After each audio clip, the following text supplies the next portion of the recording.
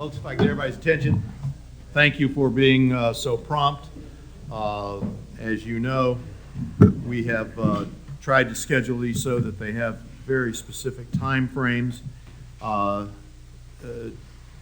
everybody, what I'd like to do first thing this morning, I think it was Friday of last week that I received from Chris, and John, I wanted to go over this with you. You were copied on it. I received a series of times proposed for these meetings, and I want to go over those and make sure those times are still fine with everybody, because once we do this, I'd kind of like to lock us into the time frames and everybody knows what we're doing during those specific periods. Today we're supposed to meet from 10 to 12, and again this afternoon from 2:30 till 5. Is that still suitable with everyone? 3:15 to 5:30. That's why I asked the questions. All right, 3:15 to 5.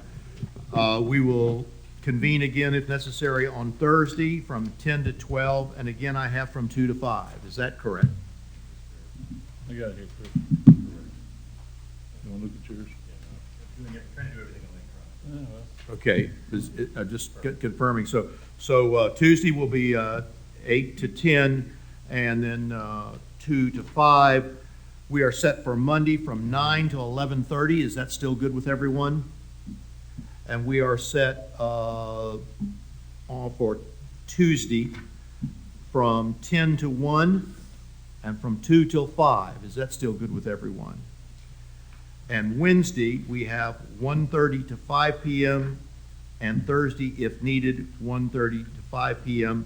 And the 5 p.m., it appears on Wednesday and Thursday, is a soft number, meaning that if we're getting somewhere, which by then we better be getting somewhere, we will not be bound by a 5 o'clock stopping time. If it looks like we're having a productive session, we're going to work our way through until we think we're no longer being productive. Is that okay with everyone? That's fine. Okay. Those will be, and for the public, since I know there are those out here who are concerned about those meeting times, those are the meeting times that are scheduled.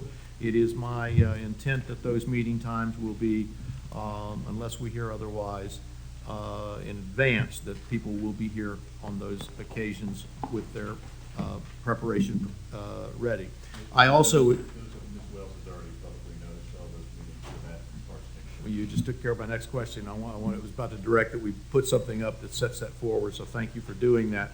The other thing is, today, I know that we have a kind of some tasks ahead of us that will, I think, require some periods of time for people to perhaps step away into their own rooms. I had asked you before, do we have rooms available for John and whatever advisors he may wish to contact, and y'all will be meeting at that if I need to talk with you. Okay, and when we get to that, I'll just ask you to go ahead and set forth where those are. And again, so that we're clear, those meetings will be for people to consider their offers and their counter offers. We will not accept any proposals in that fashion, nor will I advance any proposals back and forth between the parties. The only proposals and counter proposals will be those which are received at this table. With that, I wanted to go over, before we proceed this morning, just a couple of questions that I formulated this weekend. I finally had the time to sit down and go back through the files of the work that we have already performed, and I just wanted, and then I read those in light of the other documents I disclosed to you the other day that had been provided, and let me see if I can get some consensus on this.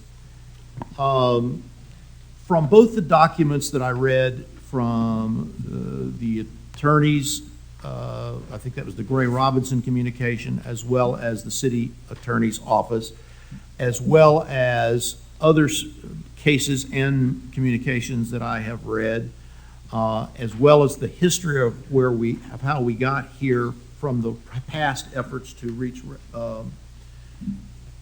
I want to know if I'm right in the following. There will not be anything in these. There will not be, and arguably cannot be, anything here that affects current retirees. Is everybody on board with that?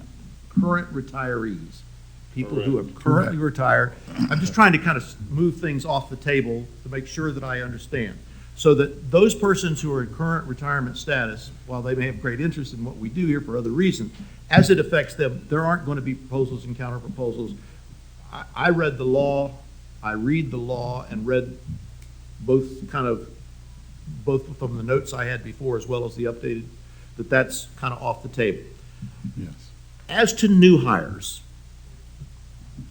those people now, I'm not sure that we've been able to arrive at a date for whether new hire is defined as of when this reaches an agreement but let's assume that we're talking about new hires in a way that we can agree when that new hire number begins. But as to new hires, that means people that are new or relatively new to the employment here in the city.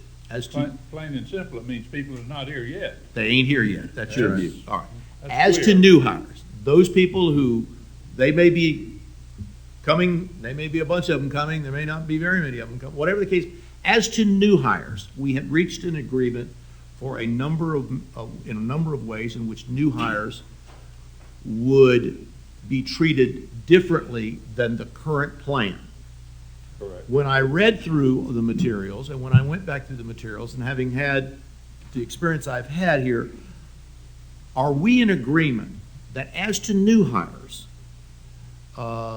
those changes that were for new hires that the task force reviewed and appeared to agree with the agreement of the parties, are they off the table? Are new hires off the table? That, in other words, the task force recommendations, which I believe, and you can correct me if I'm wrong, because I tried to do a side-by-side, are the same as we had agreed to between the parties in previous efforts to resolve this. Are the new hires are they part of this, or have we reached agreement to accept the task force recommendations, which essentially replicated the agreements that you all had previously entered into? The city is certainly open to that, and that's one of our proposals, is to do exactly what you suggested. John? We're here to discuss new hires, benefits for new hires.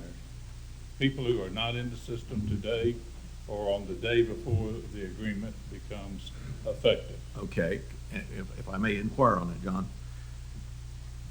And as to new hires, then it is not your position, at least at this juncture, it is not your position that new hires, that the task force recommendations, which, do you agree that the task force recommendations essentially adopted, I think verbatim, what the parties had previously agreed to?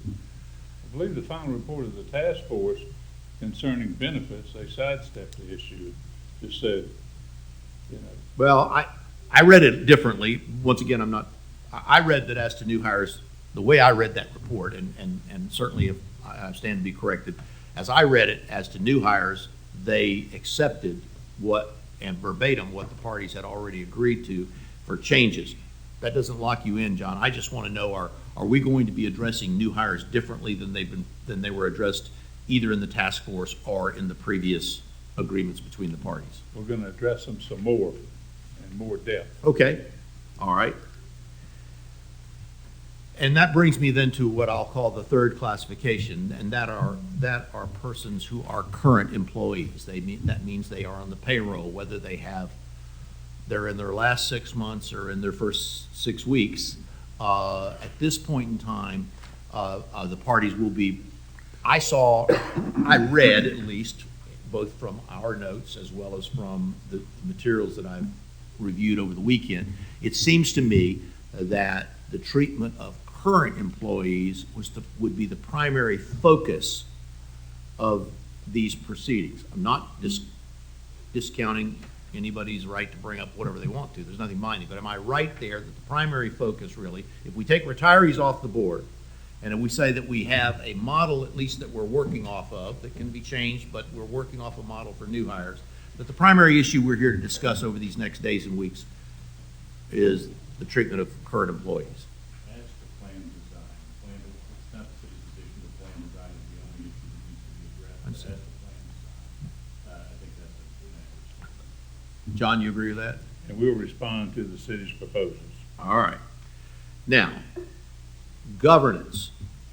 I read there were the task force recommendations. I read the summary as well as the task force report itself as to the governance issues. What I would like us to try to do in our proceedings is make sure we identify when we're talking about issues of plan design, benefits, governance, because obviously there were some governance issues addressed previously in the agreement between the parties, but they were not addressed as extensively as they were addressed in the task force report. So with that, I did this exercise this morning to kind of see where our differences are, and I see that they're going to be as I would have predicted. Some, but they don't. Some things we've agreed on, at least retirees we know are off the board.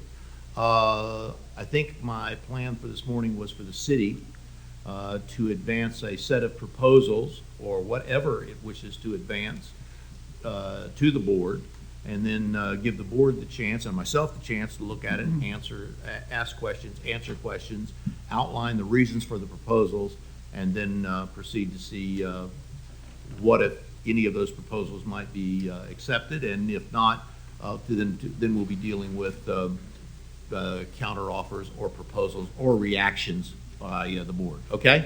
I turn it over to the city. Thank you, Senator Smith. I really appreciate your leadership on this, and I want to thank you all for being here today. Let me start this morning with the Police and Fire Pension Fund Executive Director, John Keene. John, we're ready to get to work and achieve retirement reform that protects taxpayers and respects city employees. And I want to let you know how much we appreciate and respect your more than 50 years of service to the people of Jacksonville. I know you're here because you care about police and fire employees and want them to have secure retirements. And I know that you are here because you believe we can work together to solve this challenge for the community. Over the next few days, I look forward to working with you to make the results happen. Retirement reform agreement would be, I believe, in my humble opinion, the ultimate accomplishments in your long public service career. While Bill Shy is not here, I want to thank Chairman Shy and his task force for really bringing us to this point in negotiations. I want to thank all of the leaders who participated. In a few minutes, you're going to hear from Chris Hand, my Chief of Staff, and he'll go over the proposal the city is going to present. But before that, I want to make sure that we view this not just as the subject could be pension, but it's more than that. It really is about the quality of life in our city. It's about making sure that we do what's right for the taxpayers. I submitted my first budget exactly 2 weeks after becoming mayor in July 2011.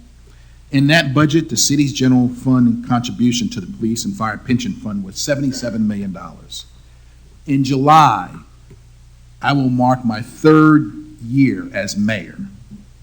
If we don't achieve retirement reform now, the budget I submit this July will contain $154 million to the contribution of the police and fire pension fund. That's a 100% increase in just 3 years. Think about that for a moment, 100%. And that increase is more than the current year's budget of Jacksonville Public Libraries, Department of Public Works, and the Office of Economic Development combined.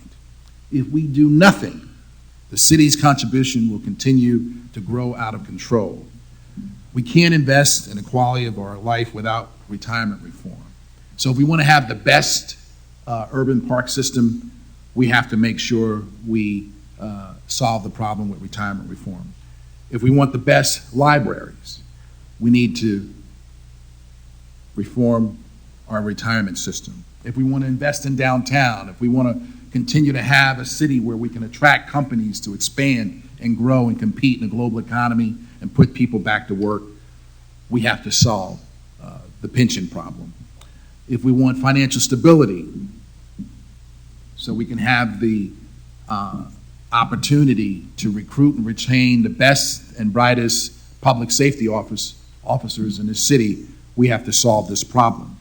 And so I'm pleased to be here with you, John, and everyone to make sure that we, once and for all, solve this problem. I think there's no question in my mind, by working together, we can do it. We can bring financial stability to the city. We can bring financial security for our police and fire and first responders. And I think our taxpayers deserve financial stability. So by working together, we can get it done. Chris is going to go through this presentation, and I'm sure by all of us working together, we can get it done. So, Mr. Senator Smith, thank you for this opportunity. Thank you for your leadership. And now I'll turn it over to Chris, and we'll pass out the information. Chris, why don't you proceed now to make the city's proposal and to explain it? Appreciate that. And we're going to pass out copies to the audience as well. Who's passing it out? Who's passing it out?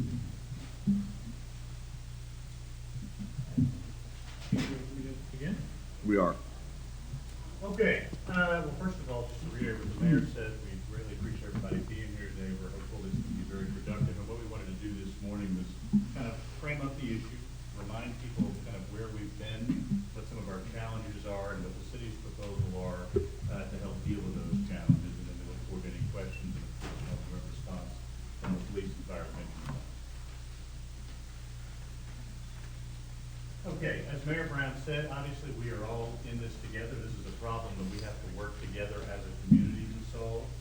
And there's kind of three, as Mayor Brown sort of outlined in his initial comments, there's sort of three major community questions for which retirement reform can help us answer yes. One is, can we stabilize the city budget and start to reinvest in our quality of life? Two, will we protect Jacksonville's strong credit rating and avoid a downgrade?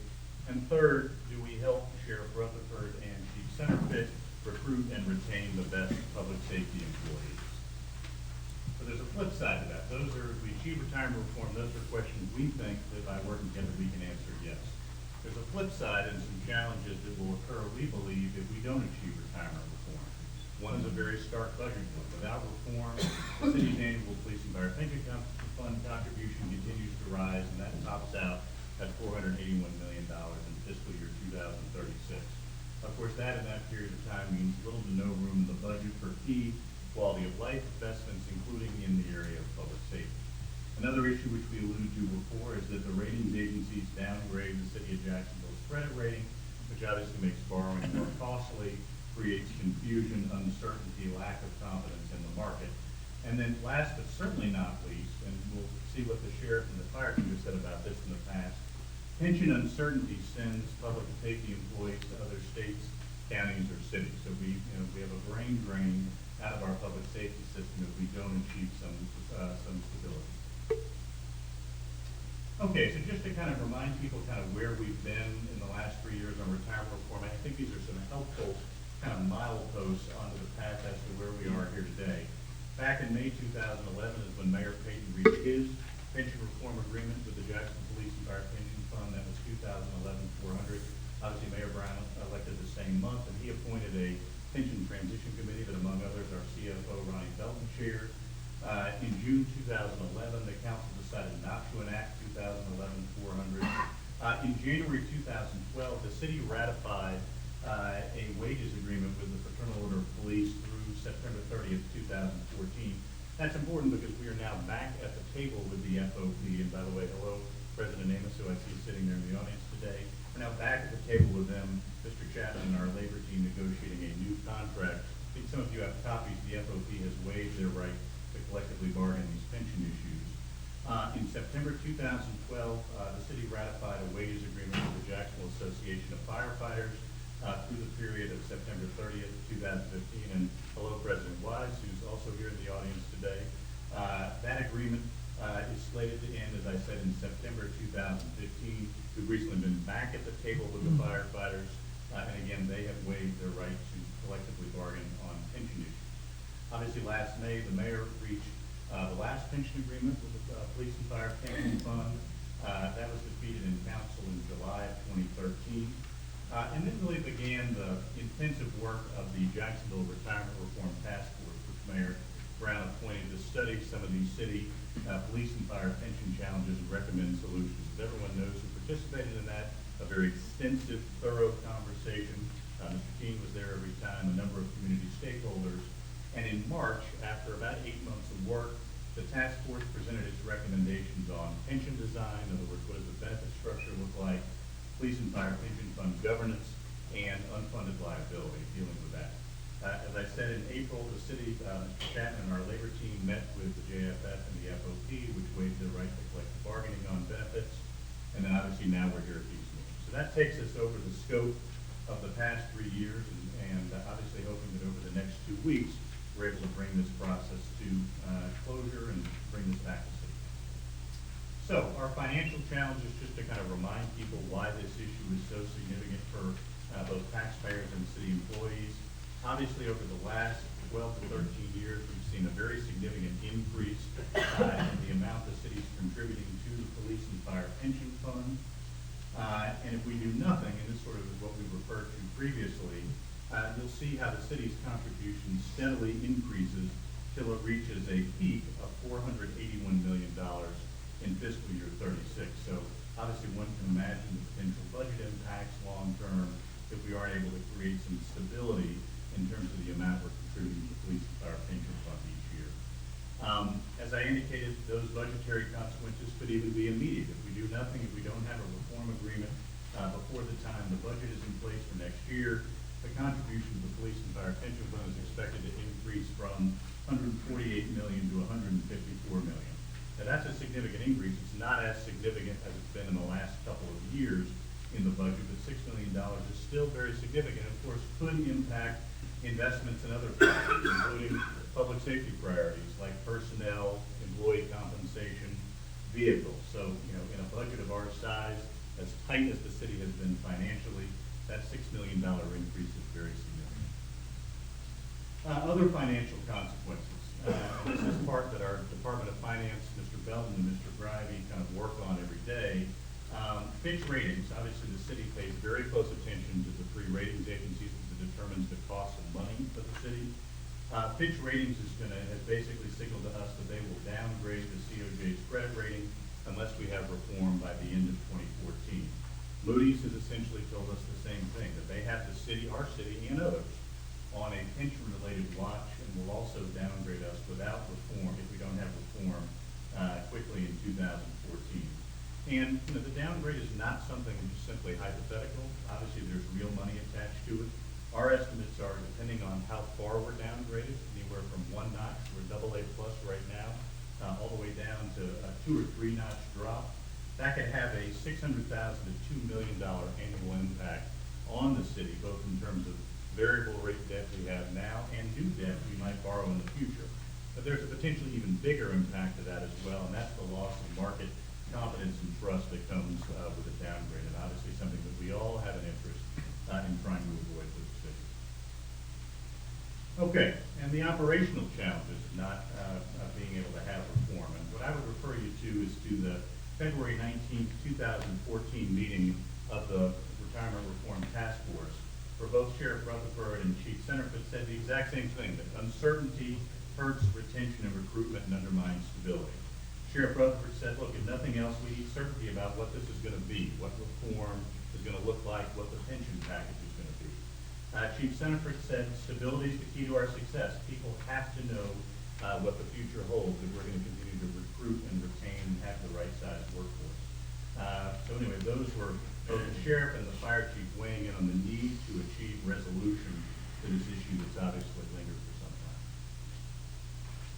Okay, so wanted to kind of frame up the issues for discussion that we're going to present from the city's perspective today. Realize that Mr. Keene, police and fire pension may have some questions.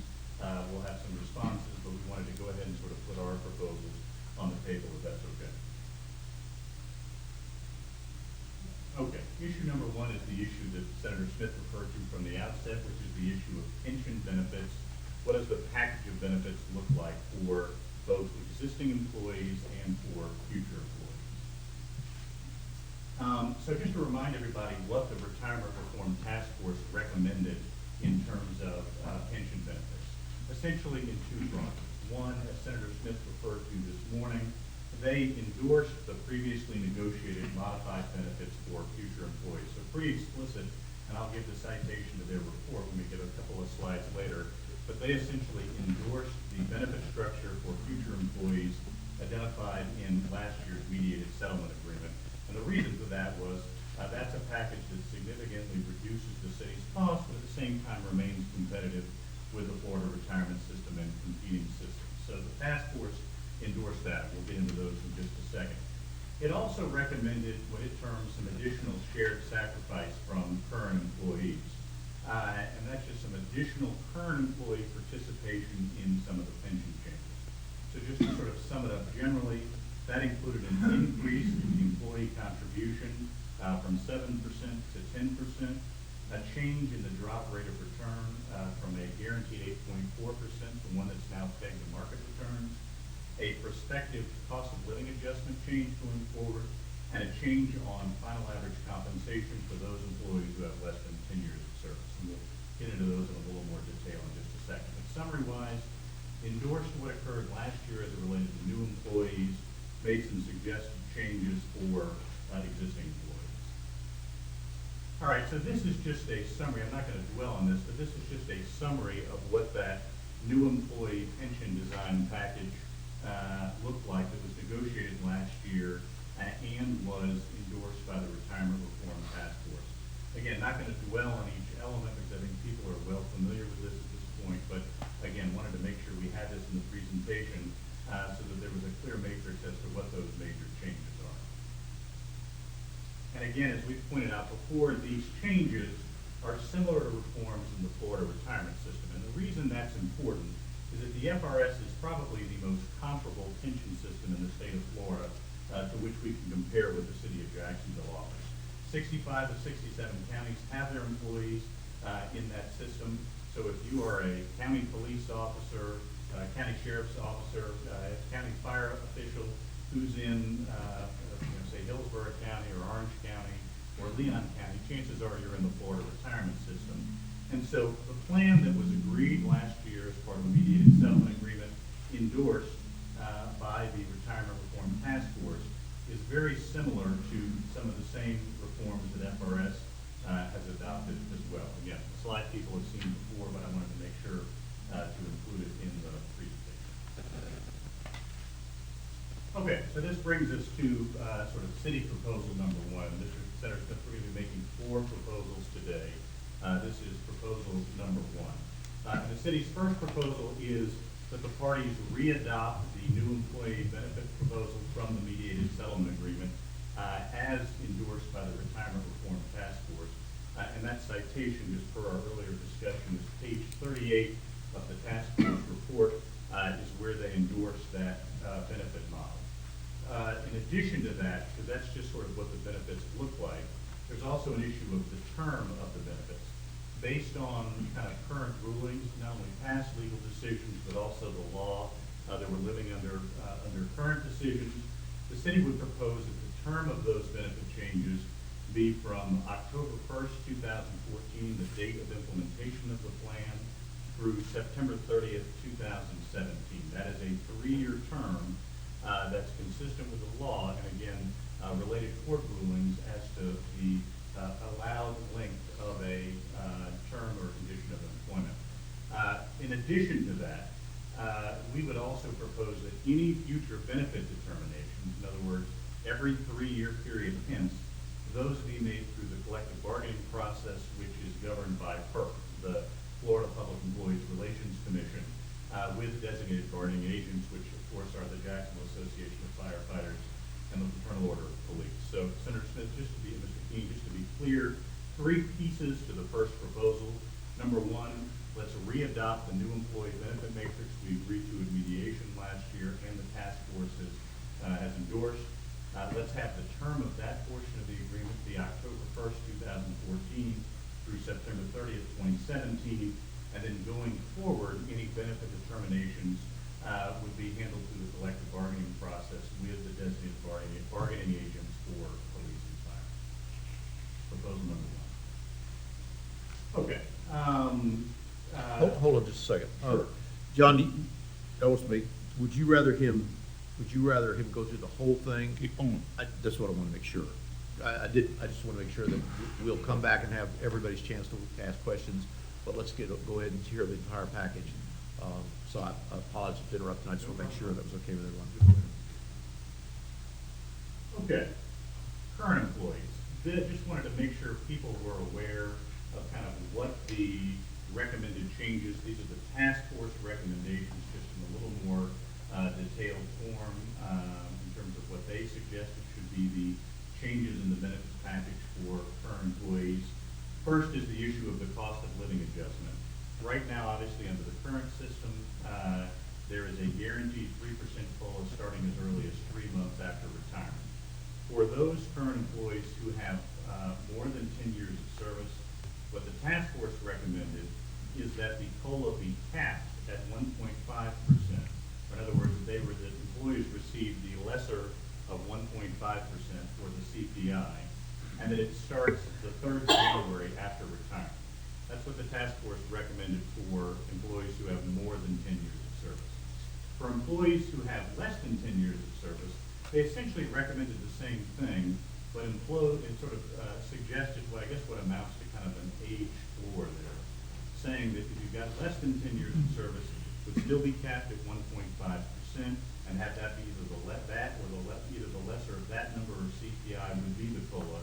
It would start the 3rd January after retirement, but in any event, no earlier than age 55. So the soonest that someone who is currently working who has less than 10 years of service could receive a COLA would be age 55. As to drop the deferred retirement option program, obviously right now there is a guaranteed 8.4% rate in the drop program. What the task force recommended is that the drop receive the actual rate of return with a floor of 0% and a cap of 10%.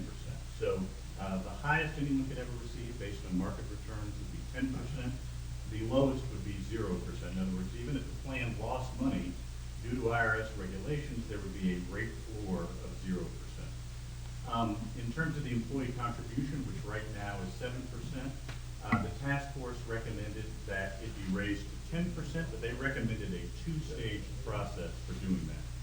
That it be raised from 7% to 8% upon the date of plan implementation, which is October 1st under this scenario, October 1st, 2014, and then 10% when the previous pay cuts are restored. So obviously, as everyone knows, in 2010, firefighters took a 2% pay cut.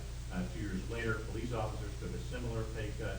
When those are restored, it would go from 8% to 10%, ending up at a 10% employee contribution. And then the last piece the task force recommended is, right now, the final average compensation period, the period of time one looks at to make the pension calculation as to what the size of the benefit's going to be. Right now, that's based on the last 24 months of employment. The task force recommended that actually be extended to be the last 60 months of employment, but received from clarity from attorneys saying that the floor on that would have to be whatever the 24-month period is at the time of implementation. So they could receive less than they would have gotten at the 24-month period as of October 1st, 2014, but the period should be extended to the last 60 months of employment. So those were the changes that the task force recommended as to current employees. Just a couple of notes on some of those changes, just by virtue of to give a little additional background and for comparison purposes as well.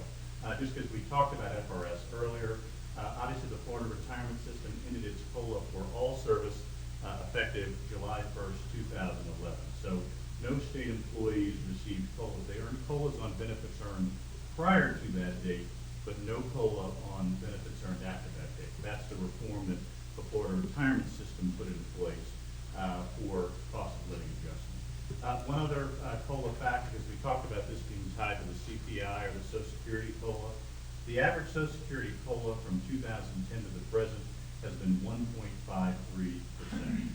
A couple of other issues on drop. We talked about that right now there's a guaranteed 8.4% of the rate of return, and that what the task force recommended was use the actual rate of return for the floor of 0 and a cap of 10. According to Summit, which is one of the investment consultants for the fund, The 10-year return on the fund was 6.65% net of fees. A little bit higher than that, closer to 7 in terms of a growth rate, but 6.65% net of fees. That gives some idea of what the actual rate of return might have looked like over a 10-year period. And then finally, on the issue of employee contribution, just because this has been talked about some in the public, I wanted to provide a little bit of a basis of comparison. For FRS, the sort of comparing number is about 9%. If you take the 3% that employees put into FRS, plus the 6% they put into Social Security, that's about 9%. The City of Tampa and the City of Miami, which like Jacksonville are not part of the FRS, I wanted to show kind of their contributions as well. Now, currently, the City of Tampa's employee contribution is 13.26%. Now, there is some variability to that in the City of Tampa. They actually tie their investment returns to the performance of their police and fire pension funds. So, for example, 2 years ago, I believe it was 14.7% in Tampa. The year after that, it was closer to 11. Under the current year, and I rechecked it this morning just to make sure we have the most accurate data. Under the current year, it's 13.26% employee contribution to the City of Tampa. City of Miami, kind of in the same ballpark. It has a 10% fire contribution, 13% for police. And so again, just by basis of comparison, some extra context that might be helpful in these discussions. Okay, so that is the end of city proposal. Excuse me. They're now getting on to city proposal number 2. Obviously, for current employees, the city would not seek, as it wouldn't be consistent with the law, any changes to benefits already earned by the date of plan implementation, which would be October 1st, 2014. So just to be crystal clear, so there's no confusion about this at all, under the law, we cannot change any benefits that current employees have already earned as of the date of plan implementation. So any benefit that a police officer, a firefighter has earned up to and including midnight on September 30th, 2014 would not be changed by this proposal. No one is going back and taking away benefits that have already been earned. Not only is that inconsistent with the law, it's just inconsistent with fair practice as well. So just to be crystal clear about that. What the city recommends is that the parties adopt the current employee changes recommended by the Retirement Reform Task Force. And again, those are outlined in the task force report, I believe on page 39, what those changes are, and obviously we've gone through them in this presentation as well. Again, similar to new employees, the city would recommend that the proposed term of the agreement for these current employee benefit changes, or this current employee benefit structure that we would have if this was implemented, would be October 1st, 2014 through September 30th, 2017. So a 3-year period consistent with the law as to the appropriate length of those agreements. And again, very similar to new employees, because this would all obviously be part of one benefit structure. Any future pension benefit determinations would be made through the collective bargaining process, which is obviously governed by PERC, the Florida Public Employees Relations Commission, with designated bargaining agents. So going forward, this would be for a 3-year period, and going forward, pension benefits would be negotiated through collective bargaining with the designated bargaining agents, which in this case are the JFF and the Fraternal Order of Employees. Okay. Issue number 3. I know Mr. King wanted me to go forward. Senator, do you have any questions? No, go ahead, and I'm going to let John have his period of time, and I'll have questions too. Okay, great. Issue number 3 is the issue of, this is beginning to feel a little bit like the McLaughlin group, but issue 3, governance. And why is the issue of governance important? The task force considered this in great detail when they were making their determinations. Governance is important for a number of reasons. It's not the most exciting subject, but it really does go to sort of the long-term solvency and financial performance of the plan. We believe enhanced governance will have a number of positive impacts. One, better investment returns over time, lower unfunded liability, and be able to maximize the use of taxpayer member dollars. And this is not criticism of anyone or anything, but just sort of part of the looking at any sort of structure to figure out kind of how you can make sure there's the best possible return on any investment you're making. So the task force made a number of governance recommendations, which, Senator, I'm going to sort of move by reference in a moment. But just to kind of lay out some of the larger governance recommendations that were made for the fund. One, the task amount of city money that is going into the police and fire pension fund, year in, year out, that the city have the appointment of the fifth member of the board. And what the task force recommended is that the mayor make the appointment subject to council approval. Second, the task force recommended that the fund establish a financial and investment advisory committee. That's laid out in some detail in the task force recommendations to help provide advice, some expertise in sort of making investment decisions. They also suggested increased financial disclosure from fund investment managers, advisors, board members, others, just to make sure that the system is as transparent as it possibly can be moving forward. In some matters we discussed during the mediated settlement agreement, setting some criteria for future PFPF leaders and board members. That was part of our previous agreement. The task force spoke to those during this process. And then some sort of disclosure and reporting requirements given the sort of close financial relationship between the city and the PFPF. So what the task force recommended is that the parties agreed that the PFPF will conduct annual actuarial valuations and that they will ensure the delivery of those no later than February 1st of each year for budgeting purposes. The idea being to want to make sure the city has several months of information before the mayor submits his annual budget to the city council each year. That the council has that information well in advance, of course, of when they're required to pass a budget, which is on by no later than September 30th of each year. In addition to that, the task force recommended that the PFPF have an annual financial statement and that they ensure delivery of that to the city of Jacksonville later than March 15th of each year. So again, this isn't the entirety of them, and again, I'm going to cite them by reference in a moment, but these are some of the major governance recommendations that the task force made. So this gets us to the third city proposal, which is related to the issue of governance. The city proposal would be to adopt the governance recommendations from the Retirement Reform Task Force.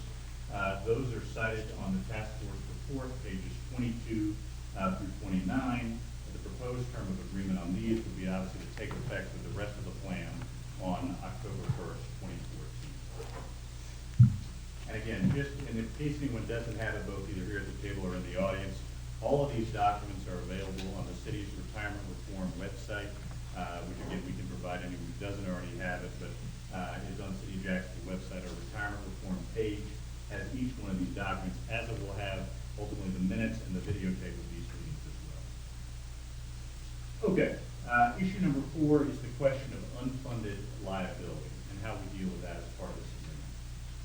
So just to kind of remind everybody sort of where we've been and where we are now in terms of unfunded liability. As of October 2003, we were just around $400 million in terms of the unfunded liability of the plan. That sort of went to a peak in the October 1, 2012 valuation, has decreased a little bit this year, and as of the October 1, 13 valuation, obviously there's been some better market performance as the financial markets have rallied and come back, so that it has had a lowering impact on the size of the unfunded liability. But still, we've added in excess of $1 billion to the unfunded liability over roughly a 10-year period, which obviously has a very significant impact on the city's annual contribution. The majority of that annual contribution each year to the Police and Fire Pension Fund is our amortization payment to help pay down that debt to the fund. Okay. The Retirement Reform Task Force recommendations as it related to unfunded liability. Number 1, obviously, that by law, the city must pay its ARC, its actuarially required contribution, each year to the fund. That's a function of state law in any event, but they reiterated that principle.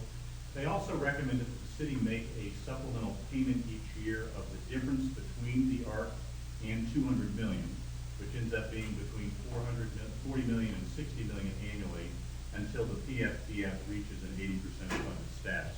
And under that scenario, and we'll see this in a chart in a little while, under that scenario, that would be in roughly fiscal year 2028. So that's about 14 years from now, that if you implement these plan design changes, implement these governance reforms, and implement this liability, you would reach that status in fiscal year 2028. Of course, the other part of the discussion was, as the city's putting in that money, right now, the City of Jacksonville Police and Fire Pension Fund receive approximately $9 million a year from the state in what are the so-called chapter funds. Those are funds provided to local plans through chapters 175 and 185 of the Florida statutes. Right now, we receive about $9 million a year. Half of those go to base benefits. There was discussion at the task force about dedicating the other half of those to helping to pay down the unfunded liability until the plan reaches an 80% funded status. That kind of summarizes what the task force talked about. The task force also got into funding methods. That, I don't believe, is a proper sort of discussion for these talks back and forth. That's a discussion for a different time and in a different forum. Again, just wanted to make sure that we had a very clear understanding of what the task force had recommended just numerically. So this goes to the city's fourth proposal, which is that the city will make additional unfunded liability payments subject to appropriation. That's very important because of our bond covenants and because of legal opinions from the Office of General Counsel about future city councils being able to make these determinations. It's subject to appropriation until the plan is at least 80% funded, which again, under some of these projections is 14 years from now, if two things occur. Number one, the parties agree on the first three proposals that the city made, proposals 1, 2, and 3. And number two, if the fund dedicates the other half of state chapter funds, which is about right now $4.5 million a year, to unfunded liability payments until the plan is 80% funded. So in other words, it's not just one issue, it's a comprehensive plan of retirement reform proposal that says we're going to want to sort of make these changes to the benefit package. We're going to want to incorporate these governance reforms. If we do those things, we'll agree to put in extra money, and also we'd like the PFPF to put in the other half of the chapter funds to help pay down the unfunded liability. So just a couple of graphical depictions of kind of if we were to agree to all of this today, not trying to be overly optimistic, but if we were to agree to all of this today, what would this look like just sort of numerically going forward? So you see, and again, all of this is subject to actuarial math, and we'd have to have our actuaries kind of get down to once the final proposal's in place and do the actual numbers. But this gives you a very clear sense of the impact going forward, which is this comprehensive retirement reform proposal would have the effect of stabilizing and flattening out the city's payment to the police and fire pension fund each year. Obviously, that provides consistency and stability to the city budget year in, year out, has a very significant impact going forward, and obviously prevents, I mean, one of the major challenges you see with this, what we call kind of the up the cliff, down the cliff scenario in terms of payments to the PFPF, it creates some real taxpayer sort of generational inequity. And that a taxpayer in fiscal year 36 is going to be on the hook for a payment of $481 million, but a taxpayer in fiscal year, say, 41 is on the hook for a $75 million payment. So not only does that up the cliff, down the cliff phenomenon produce great pressure on the city budget, it also creates some inequity. This proposal flattens that out and ensures that we've got some budget stability going forward so the city can take care of all of its priorities, make key investments in quality of life, as Mayor Brown said earlier. This also gives you a sense of kind of how this impacts the funded status. Right now, and I know the number's gone up a little bit with the latest valuation, but as of the 10-112 valuation, the funded status of the plan was 39%. The police and fire pension fund was 39% funded. This shows you how this proposal accelerates the path of the funded status from what it is now, roughly 40% to 80%, and how it does that faster than would occur under the current system. So we would essentially, under this proposal, double the funded status between fiscal year 14 and fiscal year 28 over a 14-year period. So again, just to kind of summarize the City of Jacksonville's proposals, and then I'll sit down so we can take any questions. Number one, the city proposes the consensus pension design for future employees. In other words, the plan that was agreed at mediation last year was endorsed by the task force. future employees effective October 1st, 2014 through September 30th, 2017. Number two, we proposed the task force recommendations for current employees over the same period of time. Number three, we would propose to adopt the task force governance reforms, which I have cited via reference to the task force report, which is available online. And then, of course, proposal number four, the city will make additional unfunded liability payments subject to appropriation until the plan is at least 80% funded if we can reach agreement on proposals 1, 2, and 3, and if the other half of the state chapter funds are dedicated to paying down the unfunded liability until the plan is 80% funded. We believe that this set of proposals, Senator Smith and Mr. Keene, is fair, that it's balanced, that it both respects taxpayers and respects employees, is fair, maintains a competitive benefit package, but also makes sure that we have some shared participation in the efforts to lower our unfunded liability, get the plan to a healthy funding status, and make sure it stays there going into the future. So for that, Senator Smith, I will conclude, and we're happy to take any questions. Okay, thank you. John, what I propose to do now is kind of go back through this and give you an opportunity to ask questions. I have some questions that I want to ask and have answered, but you want to go first, go ahead. Or any, feel free, any comment at all, or any response at all is appropriate for you. Sure. First of all, I'm not here to engage in unproductive discussions that could result in tension between the city and the fund. We will not make unrealistic counter-proposals that have no chance of adoption, as we view that type of action as an unnecessary distraction to the core mission before us, which is comprehensive pension reform. We believe that substantial progress in resolving the pension funding issue and comprehensive pension reform can be achieved by having meaningful discussions and good faith discussions and dialogue on the issues. So starting from there, let me just kind of skip around on the city proposal. Made lots of comments about the task force recommendation.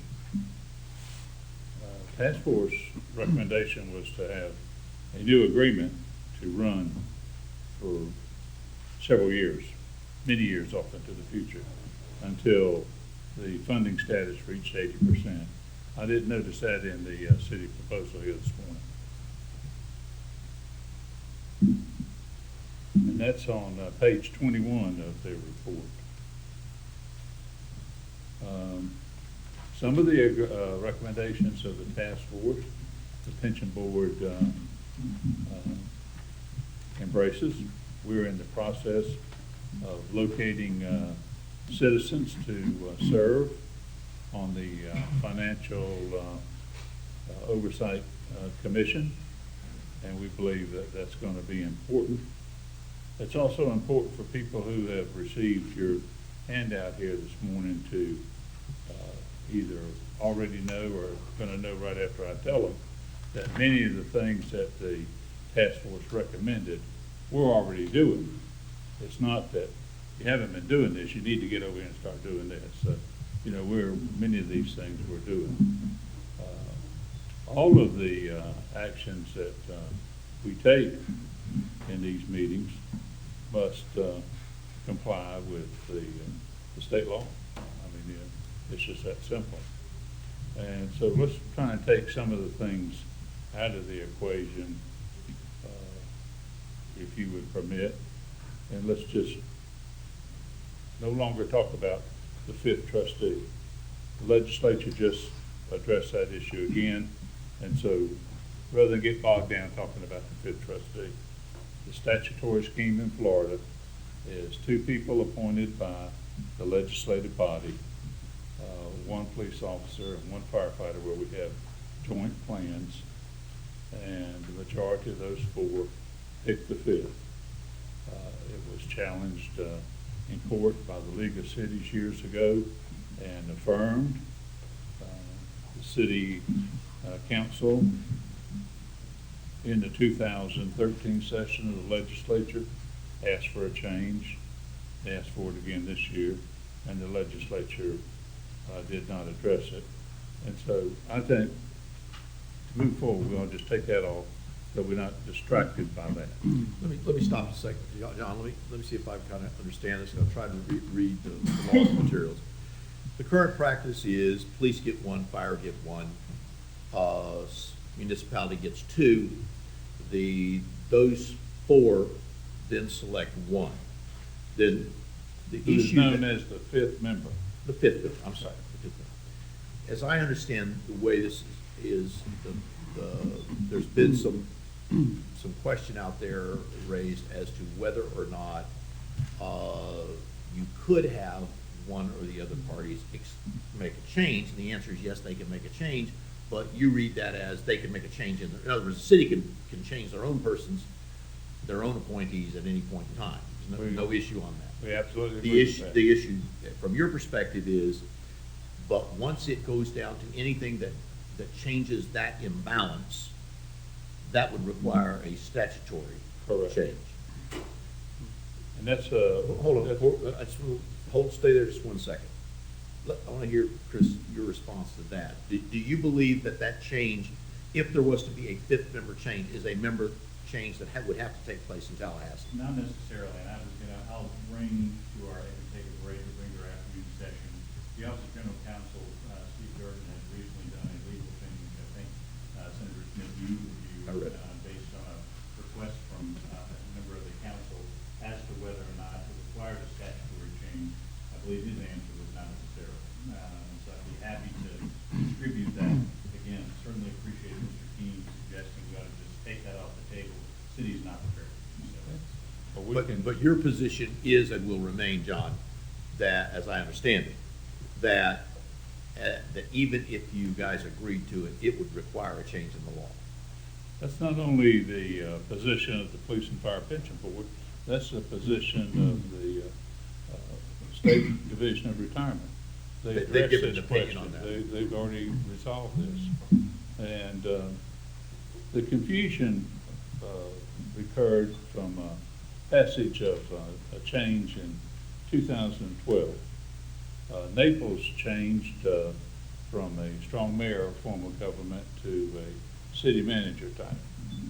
And in their legislation, much like Jacksonville's used to be, they had specific individuals named as the trustees of the pension fund. So they filed a proposed amendment to Chapter 175 and 185 that was adopted by the legislature that said for the city's two representatives, they could change them. They could take the mayor off, put the finance director on, take the city clerk off, put the chief of police on. There too, there was substantial discussion on the Senate floor prior to the adoption of the amendment. And Senator Rich inquired of Senator Richter, the amendment sponsor. She said, does this change in any way the numbers? His response is no. The city still has two appointees, and those people the city can interchange if they want to. We have absolutely no quarrel with the city council changing their appointees. They recently did it in 2012. That's entirely their right. But in the interest of succeeding here, we just don't think we ought to spend a lot of time talking about it. But I'm not familiar with this legal opinion, but I'll look at it when I see it. I just want to make sure we understood where we are on this. So, city's basic position is, and I've read the Durden response, is not necessarily, and I've also read the response from the division retirement. I think it is the division retirement, which the history of this is whether or not it could be done even if the parties agreed to it. Your answer is if the parties agreed to it, it might be done. Without the parties agreeing to it, we agreed that you would agree that that's a difficult task. Well, again, what I'd like. Because I guess it would, because I understand that there've been two attempts in Tallahassee, is that correct? Well, there's been a J bill introduced both in 2013 and 2014 that did not pass. But just in the interest of being productive and Mr. Keenan and benefits, seeing Mr. Durden's opinion, it sounds like, I'd like to get Get him a copy of that, please. Come back, we can, at the appropriate time, we can do that. Okay, go ahead, John. I didn't mean to interrupt you, but Okay, sometimes I no, kind of that's want fine. to get That's where fine. we are on these things. That's fine.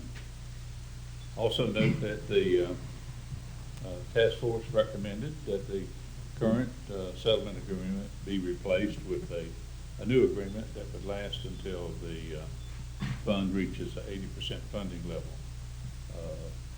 That recommendation was not included in the city proposal, which we think is an important recommendation. Can I stop you there for a second, see if I understand this? What the city is wanting to do is they're trying to, correct me if I misunderstood this, you want to go to a 3-year cycle. I took the 3-year cycle to be the language that's contained in chapter 447. The 3-year cycle meaning that you would tie this back into collective bargaining. Right. I had a couple of questions on this, if I could ask a couple of questions on this. Number one, like most cities, this is not, please don't read this as anything pejorative. Oftentimes you choose to vote, to deal with one contract in 1 year and another contract in another year, just because practically speaking, that's just a lot more manageable. And I know that's what happens here. I think police is up one time, fire is up another. They're on different annual cycles. Yes, their expiration dates are essentially a year apart. They're on the 3-year collective bargain cycle. They've waived collective bargaining over issues of pension, as I understand it, as part of these proceedings. If they've waived collective bargaining over those issues, then one of the things is, does that mean that collective bargaining will then come back in notwithstanding that waiver, or can they waive that for a longer period of time? I'm just throwing this out, I don't know the answer. And the other question is,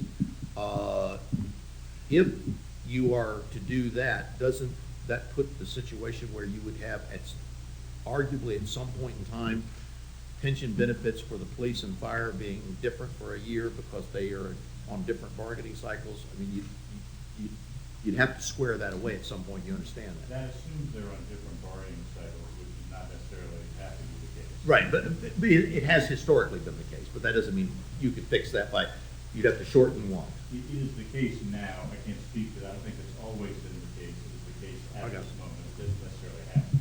Okay. And if you were to get agreement on this, what I'm now wondering is, you have a plan in place, and you then go to collective bargaining. If you are collectively bargaining on the 3-year cycle for a plan that I think the board recommended until there was an 80%, if I remember the language, until the 80% funding is complete. Because that realizes that all this takes a while before it would all gather. In reality, what happens in collective bargaining on a 3-year basis? How could you theoretically, would you be changing what the long-term plan is? The curvature of which you suggest takes a number of years, maybe as many as, I think, until 2028 is what I saw, Let 2028. me clarify, Mike, Okay. what the task force actually recommended. They, and Mr. Keene is not incorrect, they recommended a longer-term agreement as to the issues of dealing with the unfunded liability and implementing governance changes. They very specifically, in that task force report, I read it again in preparation for this, and consulted with the chairman of that task force prior to this meeting. They very specifically, in light of language in the charter, in light of Florida law that you cited, in light of Judge Wallace's ruling in December of 2013, very specifically indicated that the benefits section, their recommendations, were to tie those back to collective bargaining and have them be for the legally appropriate period of time. So the recommendation as to tenure of the agreement, that the team referring to, exempted the issue of benefits, which the task force recommended be subject to collective bargaining with the appropriate time. My only observation on that was, and you guys think this over, I agree exactly that that's what's said. I've read the report, and I've got even on the little green and yellow highlight. What I didn't get is unfunded liability, which is your proposal number 4. Unfunded liability is a major issue, is how we even got it. Sure. Unfunded liability can't be addressed on a 3-year cycle, and part of what drives unfunded liability levels would be pension benefits. I mean, I understand what parties are trying to do. It is a little bit complicated when you start talking about going to 3-year collectively bargaining over a pension plan that, if adopted, because the way your plan works on unfunded liability, your contribution on unfunded liability requires 1, 2, and 3 to be accepted. We will do 4 if 1, 2, and 3 are accepted. My only concern there is, are 1, 2, and 3, therefore, are they really changeable? Because if they are changeable, then 4, as you outlined it, well, actually, you got it up there. 1, 2, and 3. You do 1, 2, and 3, we do 4. 1, 2, and 3 have to stay in place for 4 to stay in place. And then flip one other question I had arising out of that. City's been very clear, the law's very clear, that appropriations is their authority and that you can't bind future within restrictions. You can't. What happens in any given year to this plan if appropriations if your appropriations under number 4 did not occur, did not eventuate? If a future commission did not act pursuant to number 4, what happens to the remainder of that agreement? And I don't know that. Well, I think the way I suggest addressing that is unless Mr. Chapman wants to address it now, I mean, this has been a point that Ms. Secretary or General Counsel has made a number of times. I think it's appropriate that she address that, and I can see where one might want to raise that issue. I just want to get the answers out Sure, there. exactly. We'll add that to the list. Thanks. Sort of our punch list of things we make sure we talk about. On the issue of length of the agreement again, the issue of unfunded liability and governance, again, doesn't have the same time parameters necessarily as collective bargaining. Now, there's another element of this as well. This is all in public city council meetings. I think it's important to raise this. One of the major concerns of some of those council members, and I want to speak to them, but just again, from what was said at the podium about the agreement that was defeated on 11-7 vote in July of 2013 was the length of the agreement, which obviously that mediation settlement agreement was one that lasted until September 30th, 2030. So at that point, That was to replace the 30-year agreement. We just, Correct. that was the overlay. Correct. So one of the concerns that was raised by several of those who voted no was the length of that agreement, particularly as the benefits and whether or not it was consistent with state law, or for that matter, consistent with good practice in terms of, I think what they term as the city's need to be nimble in terms of its financial needs year in, year out, and the needs of its workforce for that. John, I interrupted you with some questions. No, It's back to that's you. fine. Press on. No, go ahead. I'm sorry. Okay. Well, we again contend that the settlement agreement between the City of Jacksonville and the police and fire is not related to collective bargaining. The city didn't think it was related to collective bargaining from 1990, when it was originally developed, until more recent times.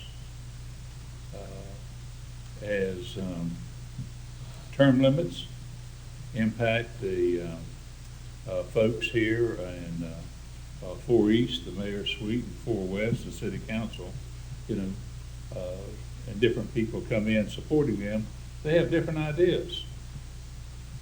Over at the Police and Fire Pension Fund, we have continuity for long periods of time, and we continue to believe in what Mayor Austin agreed to, what Mayor Delaney agreed to, and what Mayor Pettin agreed to, and what Mayor Brown was trying to agree to.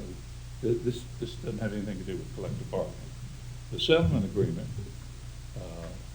draws together a set of documents previously approved by the city council, which are the pension benefits and the structure. And that's what it is. And if you agree with it today, and we set out on this track to solve the long-term pension unfunded liability, and the police and fire members and the board commit half of the state chapter money, and 2 or 3 years down the line, some new folks say, well, we don't want to do this anymore. Where are we going to be? With already hundreds of millions of dollars transferred from our members into the funding of the current settlement agreement, somewhere off in the future when somebody says, I don't like this idea at all, and manages to rally sufficient support, and they said, we're not going to fund it. At the enhanced level that the task force recommended. That is the level of 200 million through the adoption of either a millage increase or the sales tax if it's adopted by referendum. So where is that going to leave the members? We've taken them down the path to this point and taken their money, and all of a sudden a new group comes in and says, we're going to do something else. It just can't be that way. You got to have stability, as they pointed out in their slide. The sheriff says you have to have stability. The fire chief says you have to have stability. Because of this demonizing of the police and fire pension fund and its members over the past several years, the average age of people getting in our drop has rapidly decreased. They now enter the drop with barely over 20 years of service, the minimum required, and therefore two things are happening. They enter the drop, the city quits making a payment, so the city saves the money, but they're not paying us 5 years more, and they're living 5 years longer. So it's a double financial implication further down the line. And what people don't stay to come and get in the drop, you can inquire of the sheriff's office. They've had a record number of young police officers with less than 10 years of service quitting this year. They're leaving in droves because of the uncertainty of if it's going to be here when I get here. And given the option of coming to work for the City of Jacksonville, which we hope these well-qualified individuals will, as either police officer or firefighter, and pay a 10% pension contribution and receiving a 2.5% benefit, or go to work in St. Johns County or Alachua County and pay a 3% contribution and get a 3% benefit, it's not hard. It's not hard. And some of the better recruits are going away. Some of our better employees are departing just because of that. It all has to do with finances. Certainly, our country, as well as globally, we've experienced some very difficult economic times since 2000, and we're coming out of them. Not near as fast as either Mayor Brown or myself or our pension board, the president, the Congress, the Federal Reserve, as fast as any of us want. But we're on a slow path of recovery. Pension earnings, not only for the police and fire pension fund, but to some extent to the general employees, are suppressed by the policies of the Federal Reserve to keep interest rates at near zero.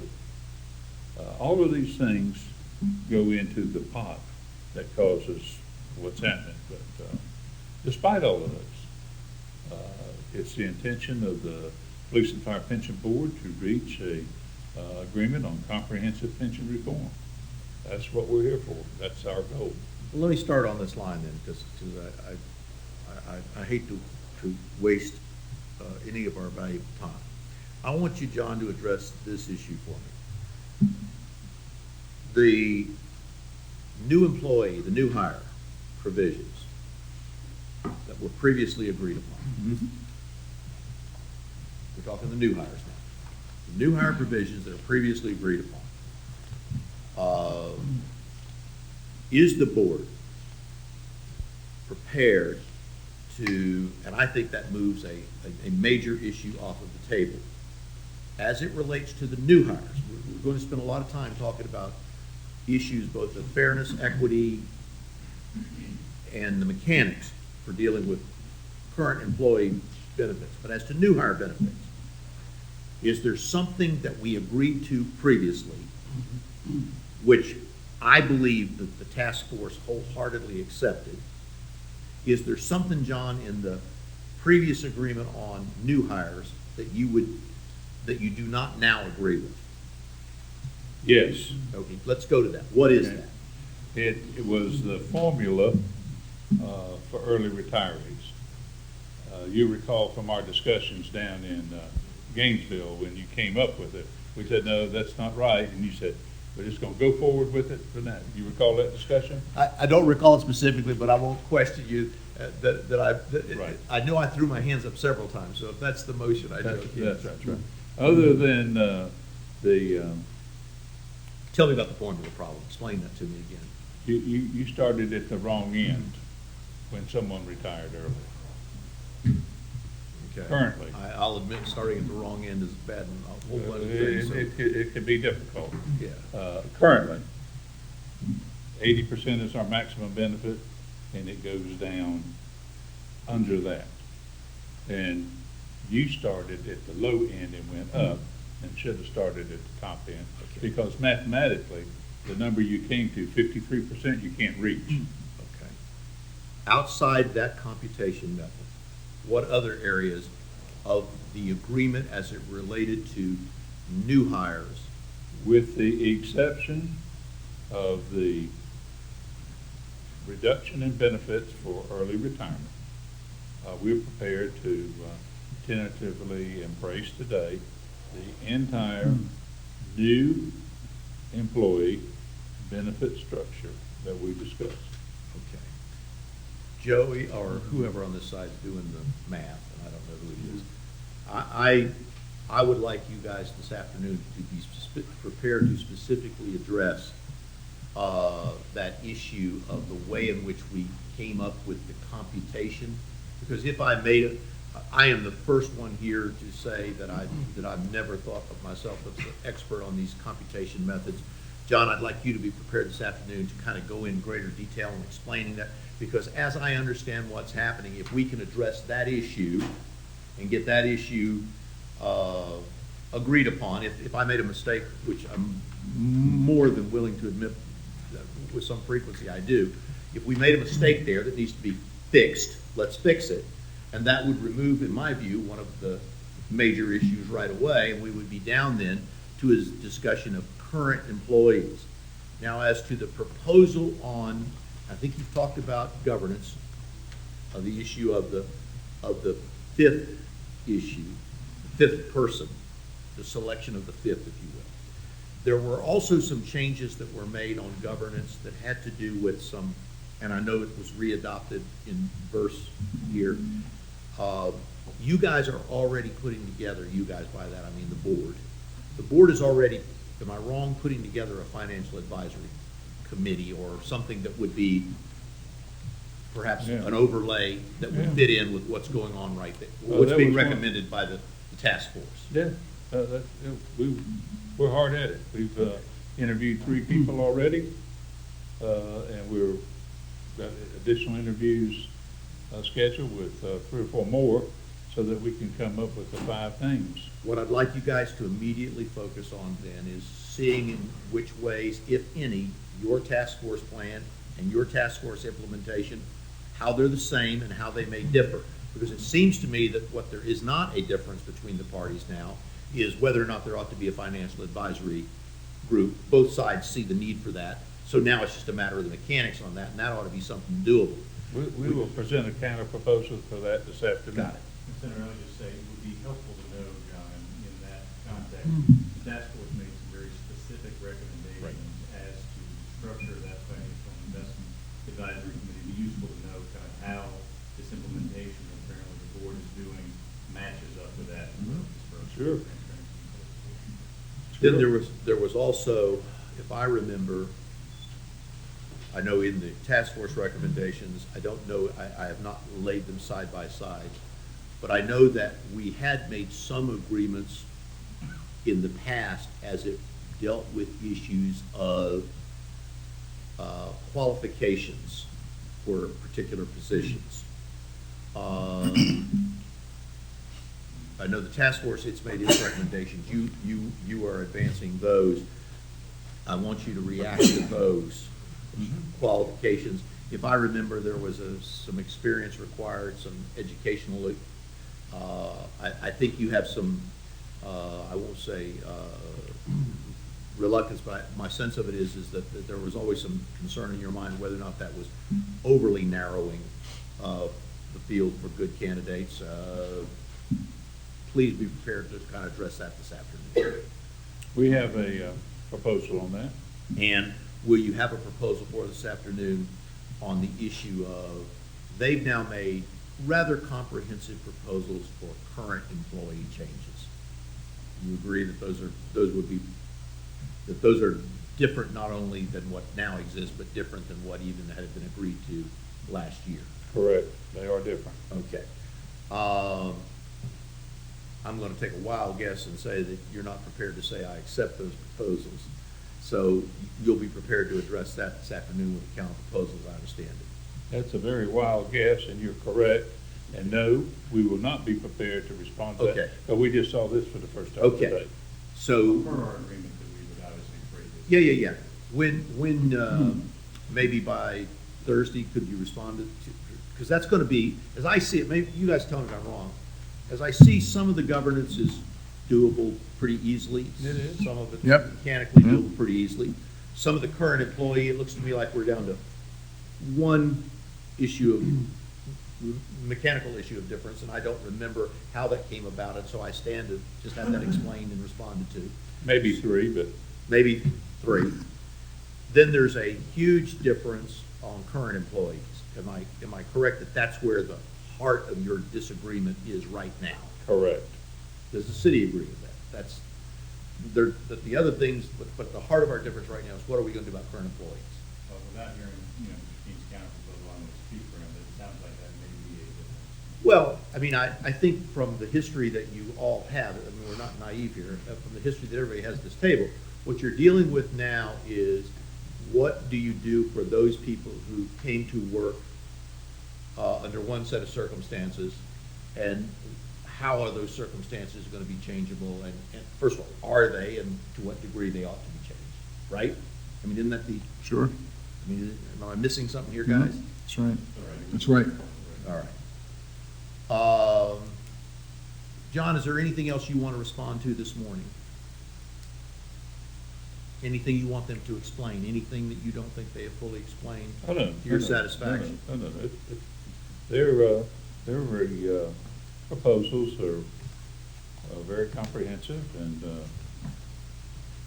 we understand most of them because they've been discussed previously. Sure. There are a couple of new wrinkles in here. But one thing that Can I the raise a city, question then, I John? beg your pardon? Can I raise a question, just one, while it's on my mind? for a minute? Inquire. If this was to be part of collective bargaining, I'm not saying, but if that was to, what percentage of the people who are in the pension plan would not be currently?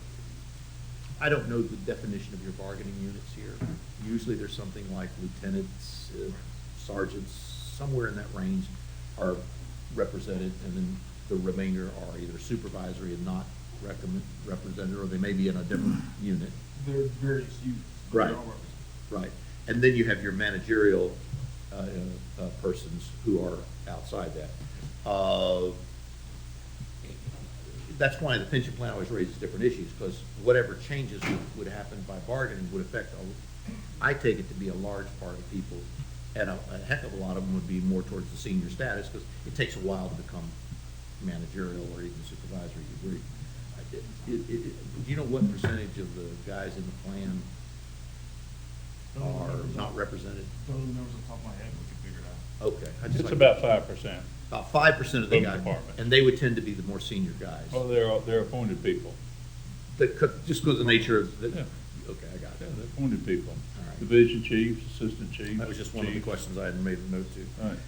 When you guys came up with the last 60 months of employment, and then it said not less than the amount at 24 months. I may be the only guy that didn't get that. No. I didn't quite get what there's currently you have a 24-month period. It's your last, presumably your best is your last, but it's your best 24 months, right? Right. Well, and so just to clarify that, because this is something, again, that the task force moved during its pregnancy. This and some of the current employee changes, frankly, sort of match some of the new employee changes that were made during the mediated settlement agreement process last year.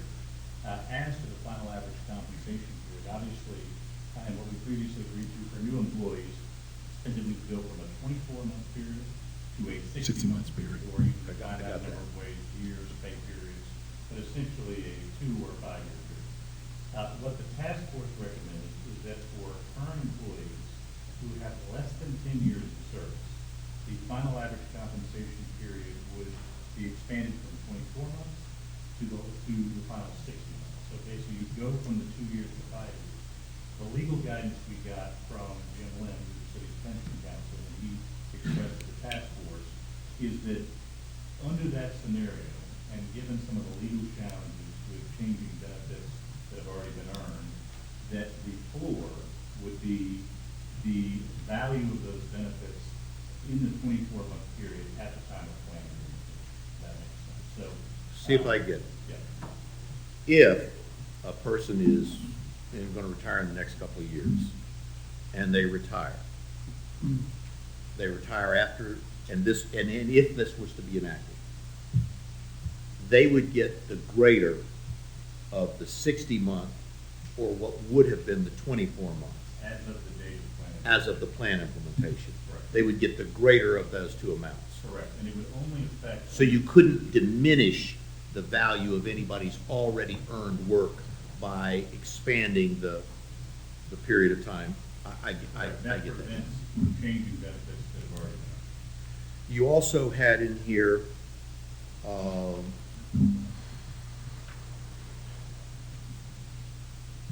yeah, under the drop plan that you have, the, From your current employees. yeah, I'm talking about for your proposal for current employees.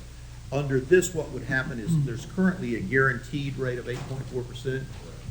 And what you would do is you would just, I think what you said was you would float that with the market from 0 to 10%. This is very consistent with, you might recall, one of the new employee changes we made as part of the settlement agreement the task force recommended.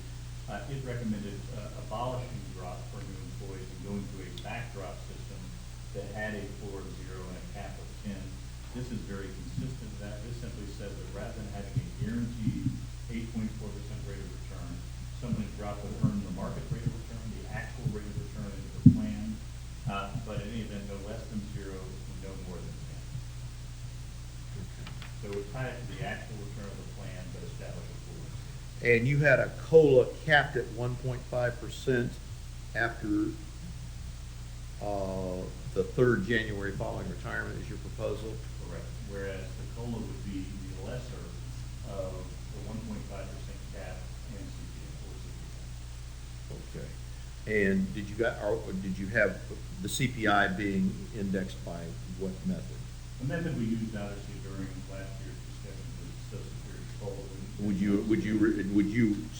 Would you recommend, if that was implemented, that you use Social Security as That's the one of ongoing? number of methods that we could certainly look at, and other options as well. All right.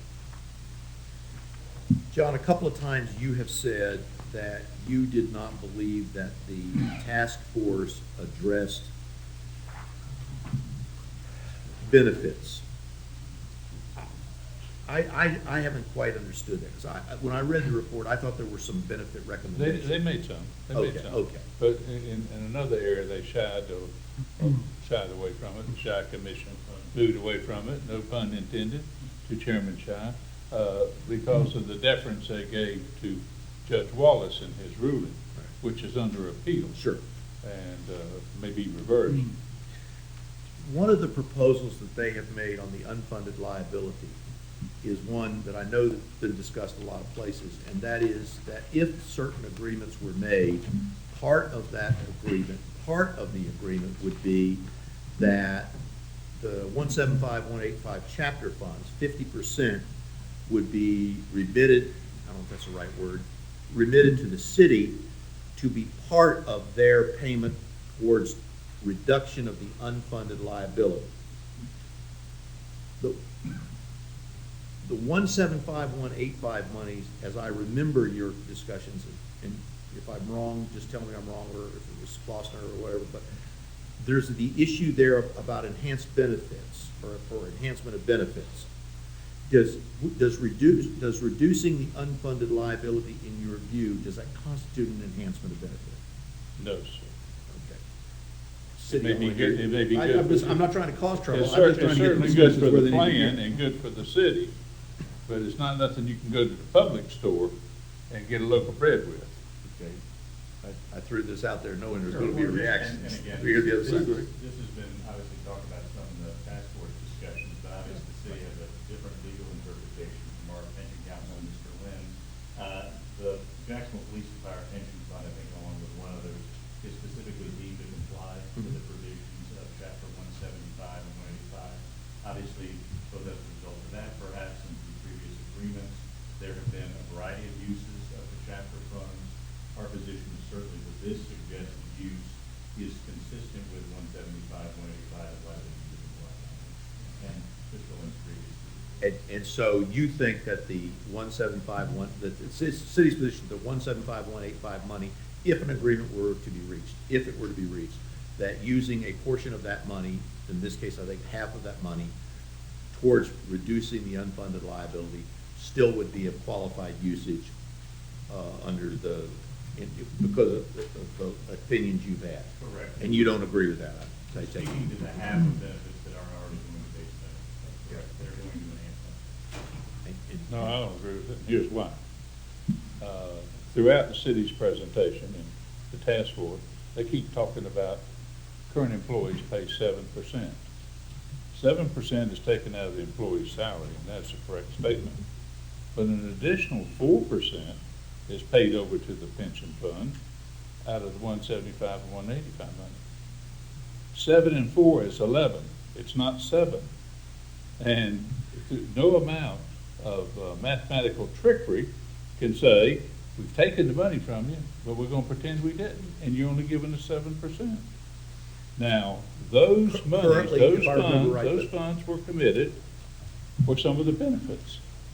The 4%. Yes, sir, some of the benefits. And that's Now- already been paid. And we're paying it.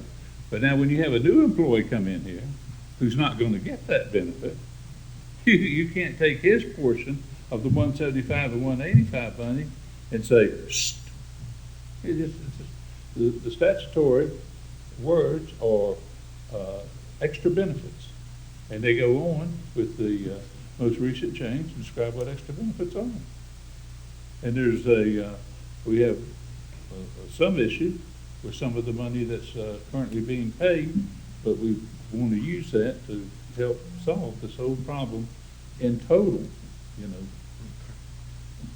So, so I don't get off the wrong track here. You're not suggesting that you're not gonna pay the 4% that's been currently No, being no. paid, even for those current Hey, employees? no. I mean, even for the new hires, even for the new hires.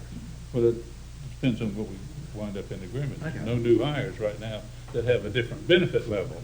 Everybody has the same level, and we're paying that. And if I remember right, you previously y'all had worked out an agreement that, I'm not saying they're bound by it, but the terms of which were that if it went to 10%, it would only go to 10% after the amount that had been taken from police and fire had been reinstated to them. It was subsequent to that, not consistent with that. I guess is the way to put it. This proposal increases from 7%, the disagreement, the discussion about, what Mr. Dean just raised aside, from the amount coming out of their paycheck, from 7% to 8% immediately. And then as soon as the pay cut is restored, simultaneous with that, would go to 10%. What was agreed to in the immediate settlement agreement was an increase from 7% to 9%, tied to pay increases following that restoration. That's what I remember. Several steps. So the difference here is that there would be a 1% immediate impact as opposed to what previously had agreed to, John, which was, if I remember right, it was 7, it would stay at 7, it would go to 9, but it would only go to 9 when the 2% was reinstated. All right. Are there any other questions you have about? Not when it was reinstated. After. Tied to pay increases after it was I'm reinstated. sure if I said that wrong, after, yeah, So right. there is a distinction. I got it, I got it. We got it right that time, didn't we? All right, I got it. All right, do you have any more questions of them about their proposal this morning? No, sir.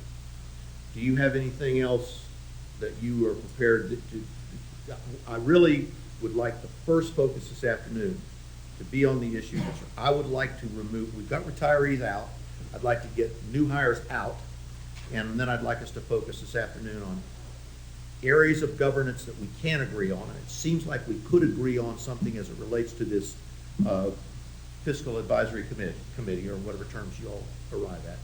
And it seems that we could get an agreement off the table today on current employees, if we could deal with this one or two or three, that area where so I'd like you to focus first of all this afternoon on that. I'd like you guys to be prepared to respond to that. I want us to remove as much as possible, as many things off the table as we can, so we're down to just those things which I think are going to be the heavier lift.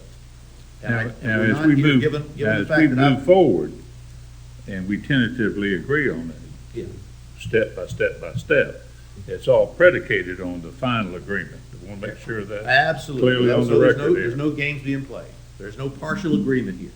But the only productive way to move these kinds of negotiations We agree. is to get things off the table that need to get off the table. And then you have less clutter.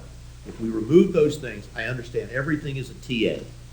A TA means that there's nothing at the end, unless there's an agreement at the end. But we don't go back and revisit things we've taken off the table once they've been taken off the table, so we move forward, okay?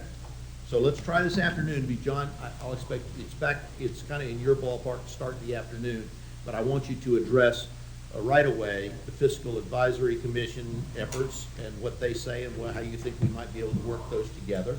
And I want to address the issue of current employees. I want the day to end today with current employees off the table, with new hires off the table, so that current employees remains the focus of our issue over the next days. I have only allocated the times I've given you today.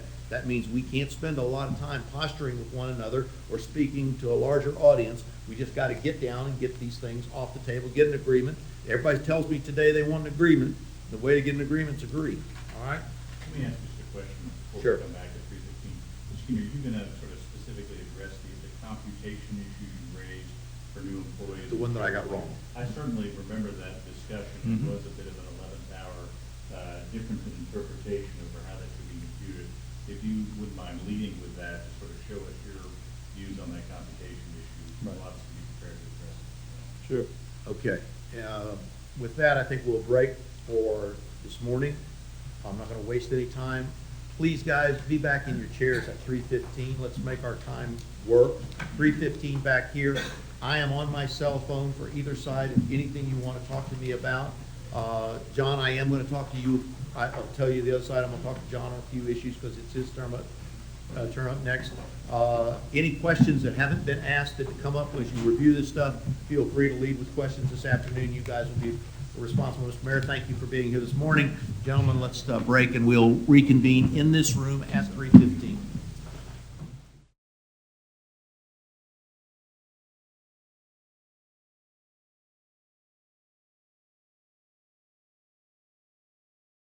As announced this morning, we are back on the issues. Gentlemen, when we left this morning, I had requested that we talk about an issue that was the only issue that appeared to be dividing the parties on new hires. And if you recall, essentially what happened was we had an agreement on new hires, and in large part, and I think in total, but the task force essentially looked at what we'd done with new hires and said they weren't going to address it any differently. This morning I asked John did we have agreement on that, and he said, well, except for one thing, and that one thing was, and I'm going to call it an early retirement calculation, for lack of a better term. And let me kind of tell you, frame for you what I want to do this afternoon first, and then we'll move to other things. Since that's the only issue that's remaining among new hires, as I understood it this morning, and as I still understand that to be the case, what I'd like to do is have John address his concerns over how we did it, and then I think you have a handout on how we did it that you were just now showing to me, or I just have here, and I've doodled on a pack of kind of John's answer. And I'd like to look at this and see if we can reach at least a consensus on where our differences is, and I hopefully can work these differences out. This is one issue that kind of comes into play this way, and see if I frame the question right. Under the provisions that we talked about and agreed upon, and now the task force looked at it, for new hires, the normal retirement date will now be 30 years. Is everybody in agreement with that? Correct. Okay. We did, however, allow for an early retirement option for new hires. And the early retirement option would allow them to leave if they had completed 25 years. There would be a, for lack of a better word, penalty or a penalty for leaving early for those periods of years, numbers 25 till 30. The accrual rate for the new hires will be 2.5%. Therefore, if you had 30 years in at 2.5%, if you took the 30 year, and please, I'm going to throw this out, but don't go to it. We also, I'm not without knowledge that we have a backdrop provision that only kicks in after 30, but let's set that aside. If a person worked till their 30th year, and on that day they choose to leave, they would receive 75% would be their maximum pension benefit. Everybody's in agreement on that? Yes, sir. Okay. Where we are not in agreement is the penalty for leaving early. First of all, as I saw the agreement, reviewed the agreement, the penalty provision for leaving early is 3% per year. Is that correct? Okay. All right. So, if a person works 25 years under, well, we actually have we had a minimum wage provision in the minimum retirement provision, which I think was 52.5 or 53.5%. But set that aside for a minute. What I did, I think, is I multiplied from the bottom up, I think is the way you suggested it, and what you're saying is it ought to be 30 years, and whatever your shortfall ought to be calculated, and I'm just going to say that and I know this would probably never occur, but for simple math, under your provision, if a person worked 29 years and got a great job opportunity that decided that, or for whatever reason, they did not wish to make that 30th year, under your proposal, they would be at 72%. Is that correct? If you do the math that way, you would be, by just reducing each year off. Yes, that's correct. All right. 75. Less 3. Yeah.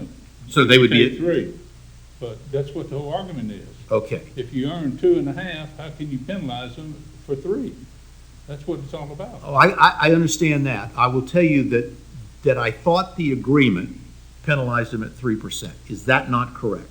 Well, that's what you did, yes. Okay. So that was not so what you're argument. saying is it ought to be I got that. Yeah. And I understand that now I understand another little difference here. Yeah.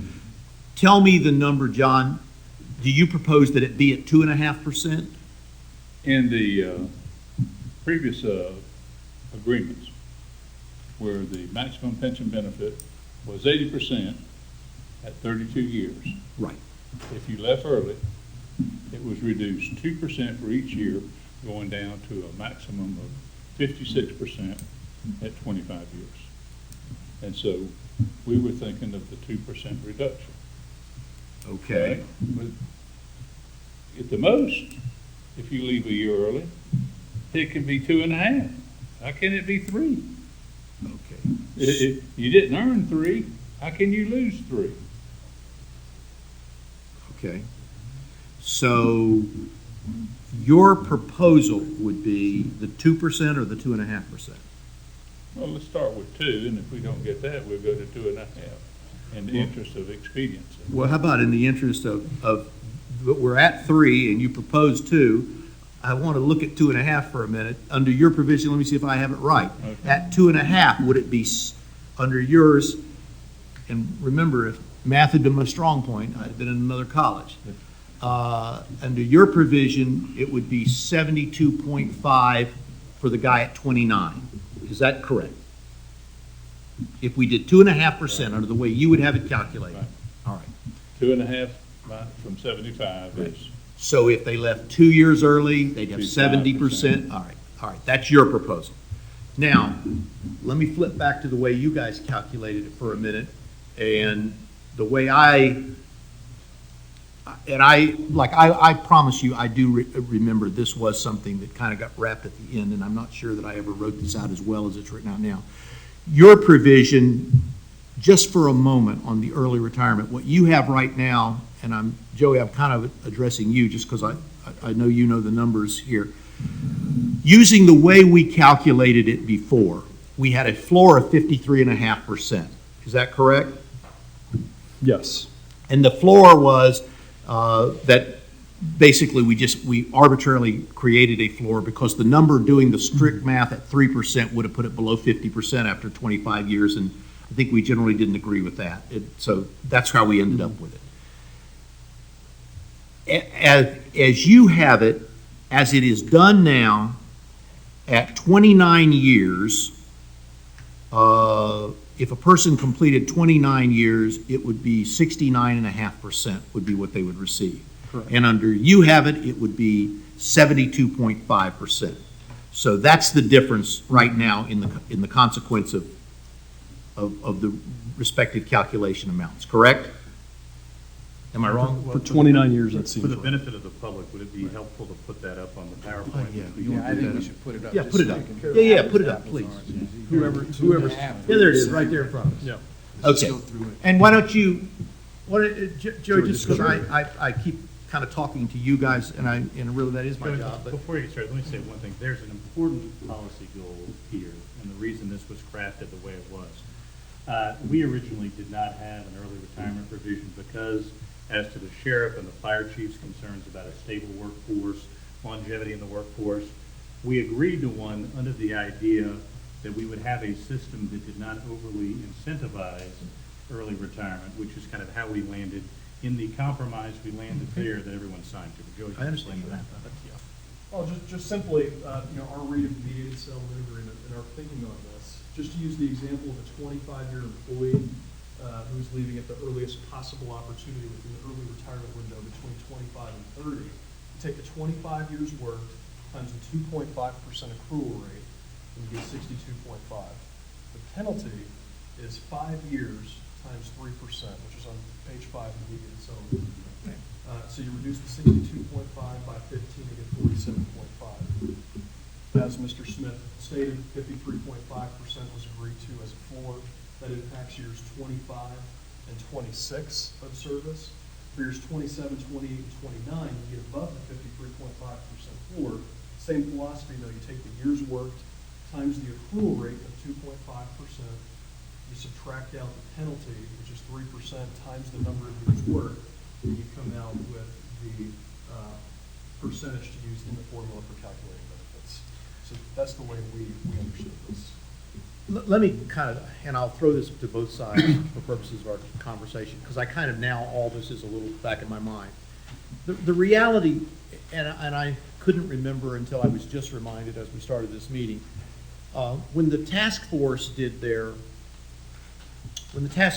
calculations, they used 22 years as they arrived at that, and I don't know the source, but I don't think any of us severely disagree that 22 years is about the average age that people initiate their career as policemen and firemen. I'll kind of look to you because that's a ballpark number the task force uses? Yes, sir. All right.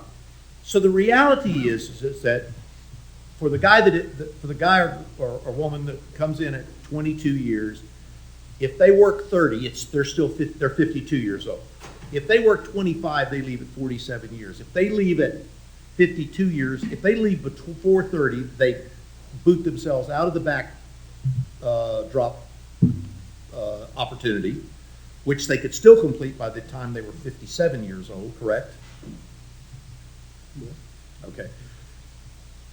I guess where I'm coming from here is I'm looking at, I don't remember, you all help me, why did we come up with the 3% as the penalty rate for the year when we use 2.5 as the calculation rate. I don't remember it. It doesn't matter whether I remember or not.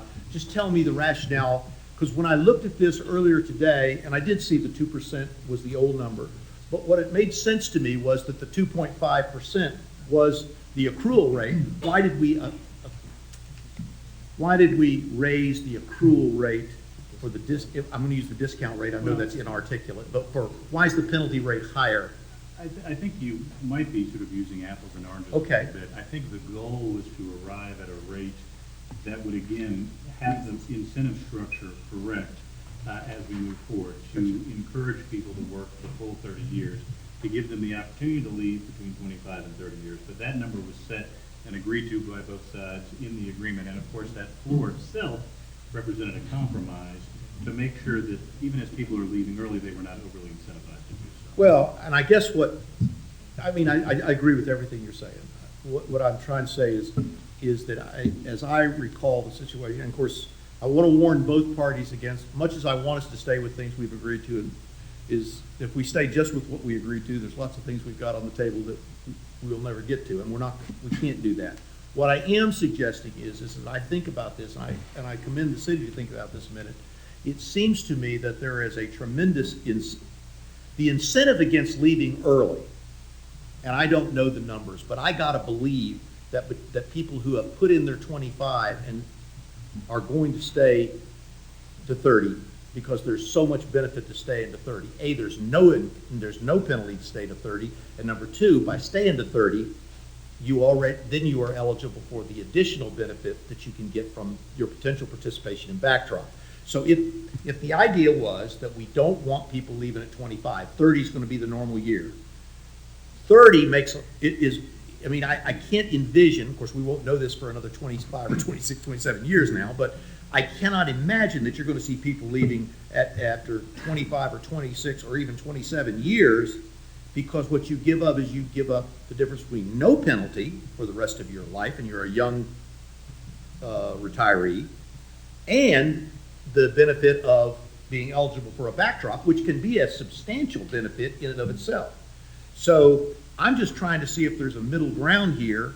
If we went to 2.5% as the discount rate or penalty rate, which is the accrual rate, John, would 2.5% do it for you? 2.5 would work. So What might be helpful, Senator, just procedurally speaking here, because again. I know this is awkward because I'm having to say things in public, because I have to get it out here. Of course, yeah, I think this is helpful. We can have this back and forth. What would be useful is, again, given that this in itself represents a compromise in last year's agreement, and this is where the parties land, if they sign to, they executed, to the extent, and maybe, I know Joey's got copies of what he put up there, to the extent Mr. Keene wants to put a new proposal, if that is the 2.5, if he wants to do that, we can take a break for a couple minutes, present us with the map. We can take a look at that and evaluate. I think All right. Procedural. But let me just make sure I'm fine with that. And what I'd like to do is maybe we can even put that off. I just want to see this. If it would lead to an agreement, John, what I understand, you're saying you believe it should be 2% like it was before. What I'm saying to you is, would your current proposal, for purposes of this, be starting at 75%, moving back 2.5 per year? Exactly. To That's age our current 25. proposal, and we're happy to present it to you right on the board. It's the first line. At 25 years, 62.5%, 26, 65, 27, 67.50, 28, 70, 29, 72.5, 30, 75. Okay. Right there on the board. All right. So Thank you, Joey. is that your proposal back to the, is that your proposal back to the other side? Yes, sir. You guys, we're going to leave this subject at that point right now, but the proposal back to you from the board is that the 2.5% multiply rate be used as the rate, and that it be operated against the beginning point of 75%. I'm not telling you whether I favor or disfavor. I'm just trying to get us moving. That's the proposal back to you guys. John, if that were to be done, as you have suggested it, is that then the board would then accept the early retirement provisions as otherwise agreed to and as recommended by the task force. And this would then put the new employee issue completely off the table. Okay. All right. Now, just, yes, sir. Point of clarification. Yeah. So are we talking now, are we talking now that 2.5 is the accrual rate and you're not using a penalty rate? If you leave early, it's 2.5. reduced. That's right. The accrual rate and the leave rate, under his proposal. That doesn't mean, I'm not suggesting that anybody's accepted this. I'm just trying to get out there what their proposal from the board is, that if the 2.5% rate were used against the 75%, that would take the early retirement issue off the table and all of the other early retirement provisions as agreed upon, and I'm not going to recite them, and as recommended by the task force, would be put to bed. I don't really look for you to make a decision on that right now. May We'll I take. see the clarification? Yeah. And, John, you'd still be using, in other words, because if you use that calculation, your furthest out period, 25 years, would be 50%. So are you still relying on the 53.54 in your proposal? Help me walk through that sort of final line item, if you would, in your proposal. At 25 years, an individual wanted to leave, he would retire at 62.5% of the average of his last 5 years. And if he stayed one more year, he'd get 65%, and so on and so on and so on. And the Minimum. Hold on a second. That's right there. So let's go back to 25 years. Do that one more time. 62.5. Okay. And so where's no penalty at all? He's gonna get less money the rest of his life. Okay. I'm just Yeah. just He leaves early. I want to be clear. Yeah. I mean, that's just can't, Yeah. you're going down. I want to be clear what you're I saying. wanna be clear. What you're saying is the penalty No is, penalty. you're saying the penalty is just the loss of the 30 minus the time served. Exactly.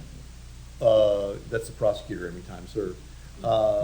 It would be you simply want to take it as a pure backdrop at that rate of 2.5, 2.5, 2.5, 2.5, 2.5 to 5. Just for Back total to the- clarity, there's no penalty at all. Right, it's back to the Right. accrued rate. I guess I mean, I just it's the easiest wanted way to- to say that. John, I I want got to it. make sure that I got was it. clear. No problem. Okay. Okay, I'm going to leave that out there. I want everybody to put on their thinking caps on this. It seems to me, folks, if you will look at the differences here, there's got to be a way to work your way through this, and that will take early retirement off the equation, so retirees and early retirees will no longer be part of our discussions if we can handle this one issue. It ought not to be an insurmountable issue because, as I say, the differences, not only are the differences not that great, I want us to put on our practical experience here. Most people at age 47 years old with 25 years in, unless they've got a pretty good option, they're not going to, for the rest of their life, which if we take 77, which is really now young, but 77, another 30 years, they're not going to take another 30 years of that kind of a reduction to their benefit unless they've got an awfully good replacement. The reality is that my thinking is you're going to have more people who work as the population demographic changes, you're going to have more people staying not only 30, but staying 30 because they also have then the option of participating in the backdrop. Of course, none of us know that for another 25 years because this is all new employees. But I throw those out for both We sides get of it. things. I'd like to go on to the next issue. Got Yeah, it. no, but I think he misspoke. To accept this, it doesn't just take the early retirement on, it takes the entire new employee option. Yes. The whole new employee option It's off the table. is solved. I got it. All right. Now, John, you have some proposals. We talked about this morning. The city has made a set of proposals. I think you have some proposals that you want to advance back to them, addressing some of the same or similar subjects that they raised this morning. Governance reform. One for you. One for our friend, the court reporter. Here, you want one to put up overhead? They don't let me touch anything that can break.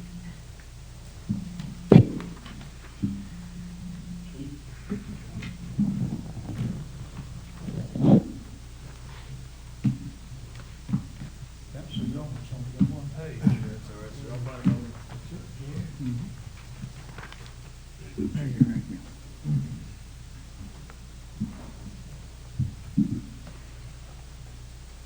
The board's proposal for governance reform, the creation of a financial and investment advisory committee.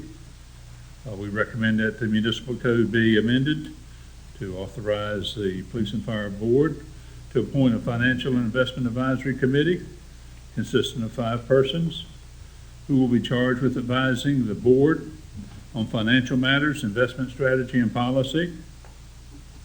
The committee members will serve in a volunteer capacity and will be financially sophisticated professionals who bring expertise to the investment practices.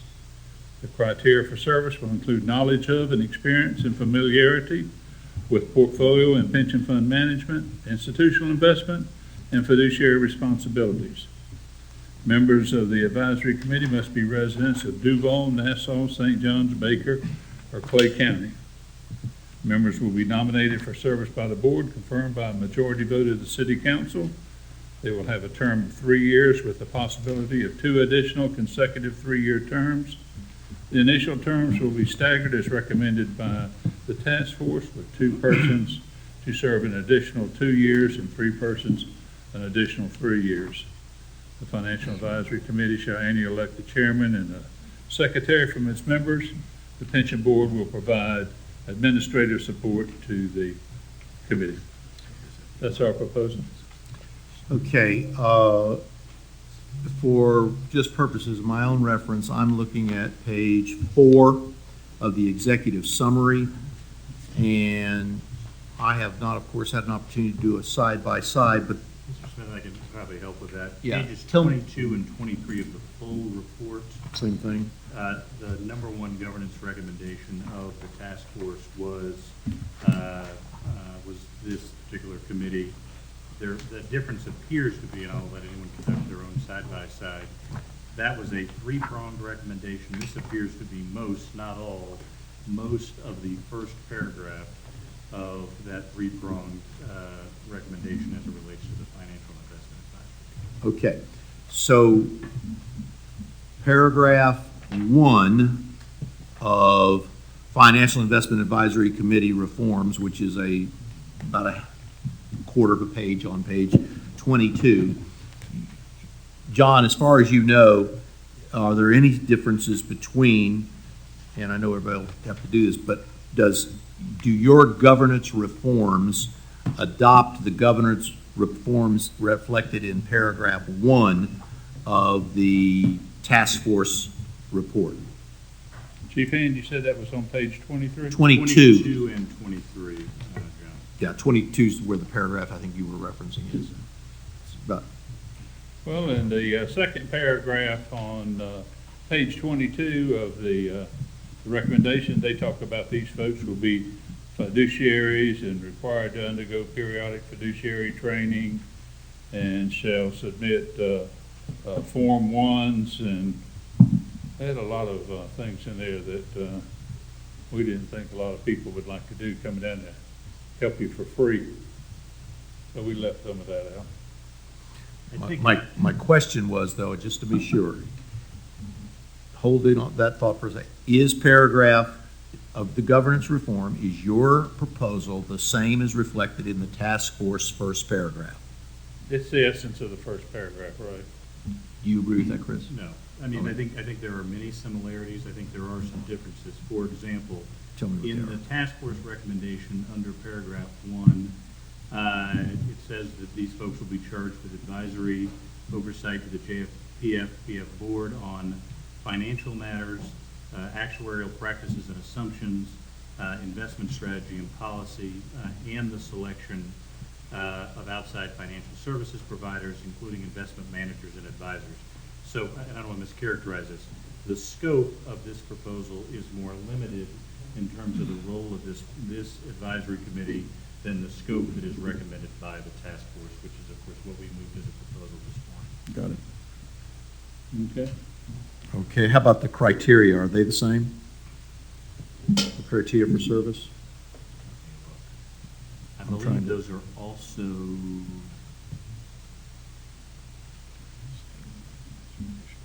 Yes, those are the same. Okay, then let me back up above.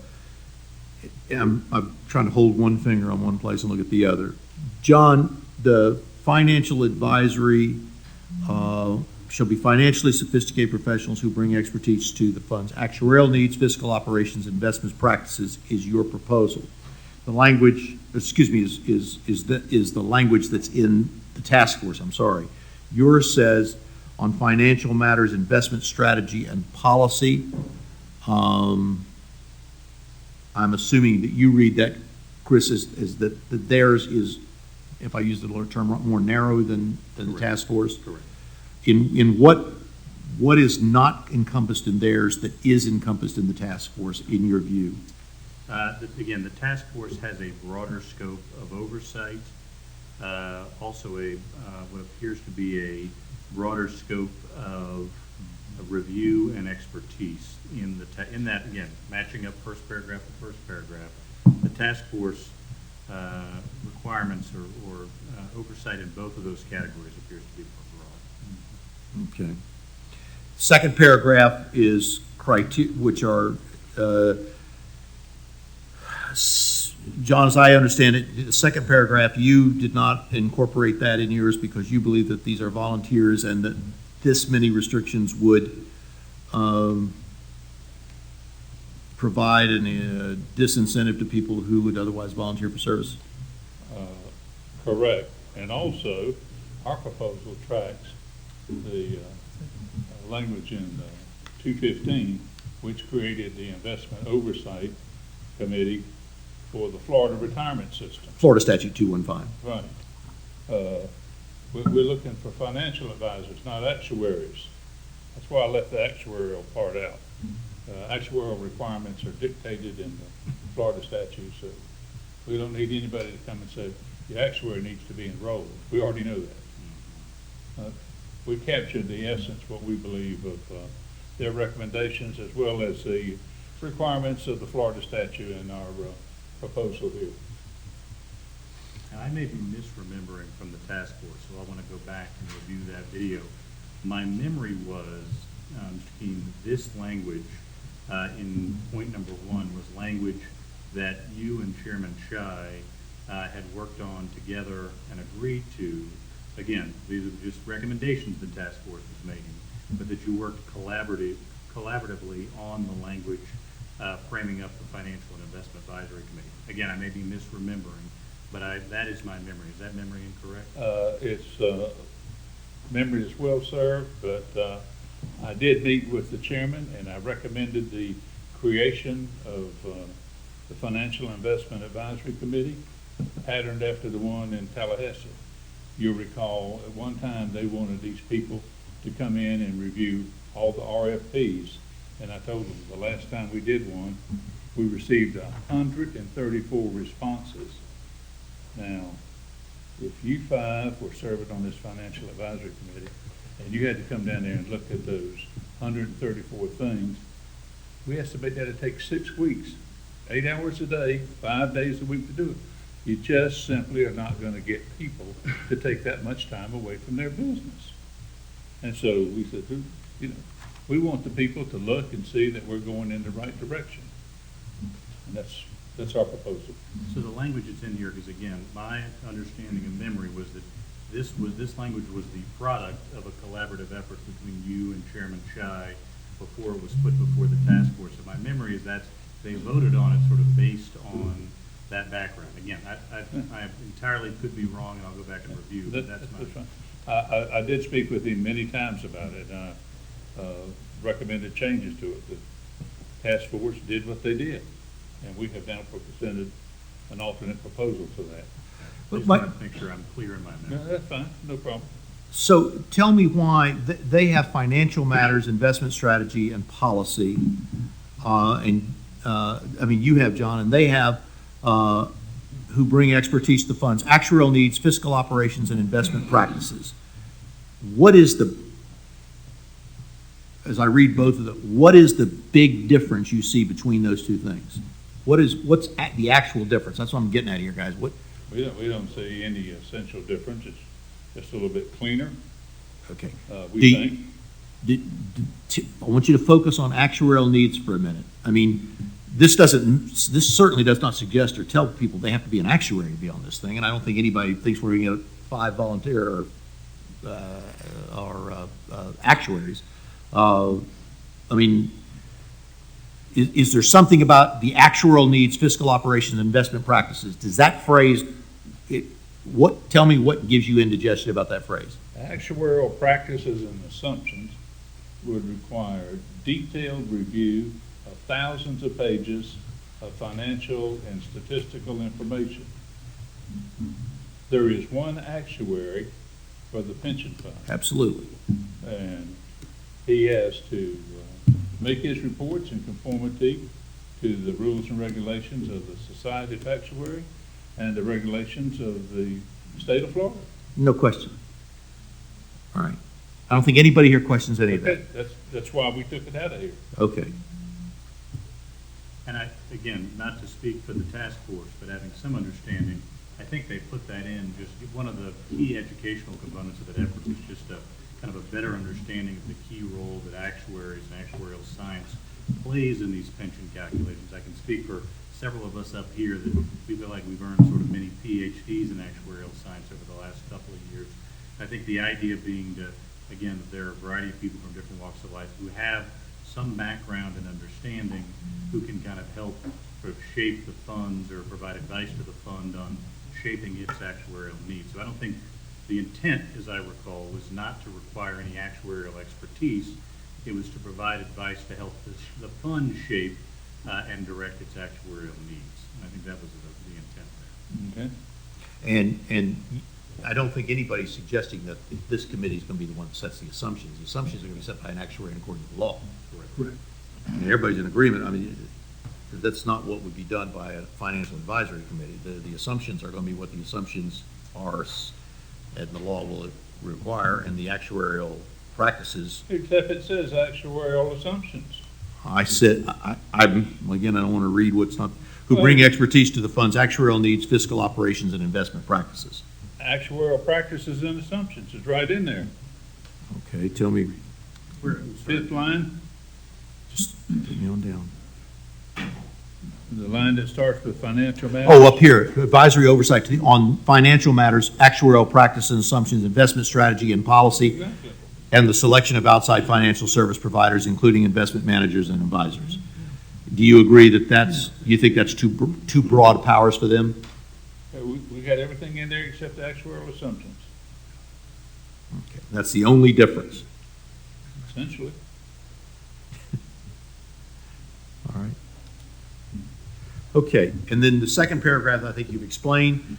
City, your response to why you believe the second paragraph is an important part of the recommendations as it pertains to the, and what impact do you think it would have on people applying for the Financial Advisory and Investment Committee membership? Well, again, and we approach this with the understanding that this was done collaboratively, but it's all about good governance. I mean, these were a number of steps that the task force recommended, again, in many cases in collaboration with Mr. Keene, to help improve transparency, governance, and have all those beneficial financial impacts that we talked about during our recommendations. So, I mean, again, to the extent that we move that among the other governance reforms, I mean, the city thinks that's important. Is Form 1 a form that is used for volunteers in other boards? It is. I just want to make sure that that's not the one that's the disclosure for employees. This is one, anybody who belongs to a board.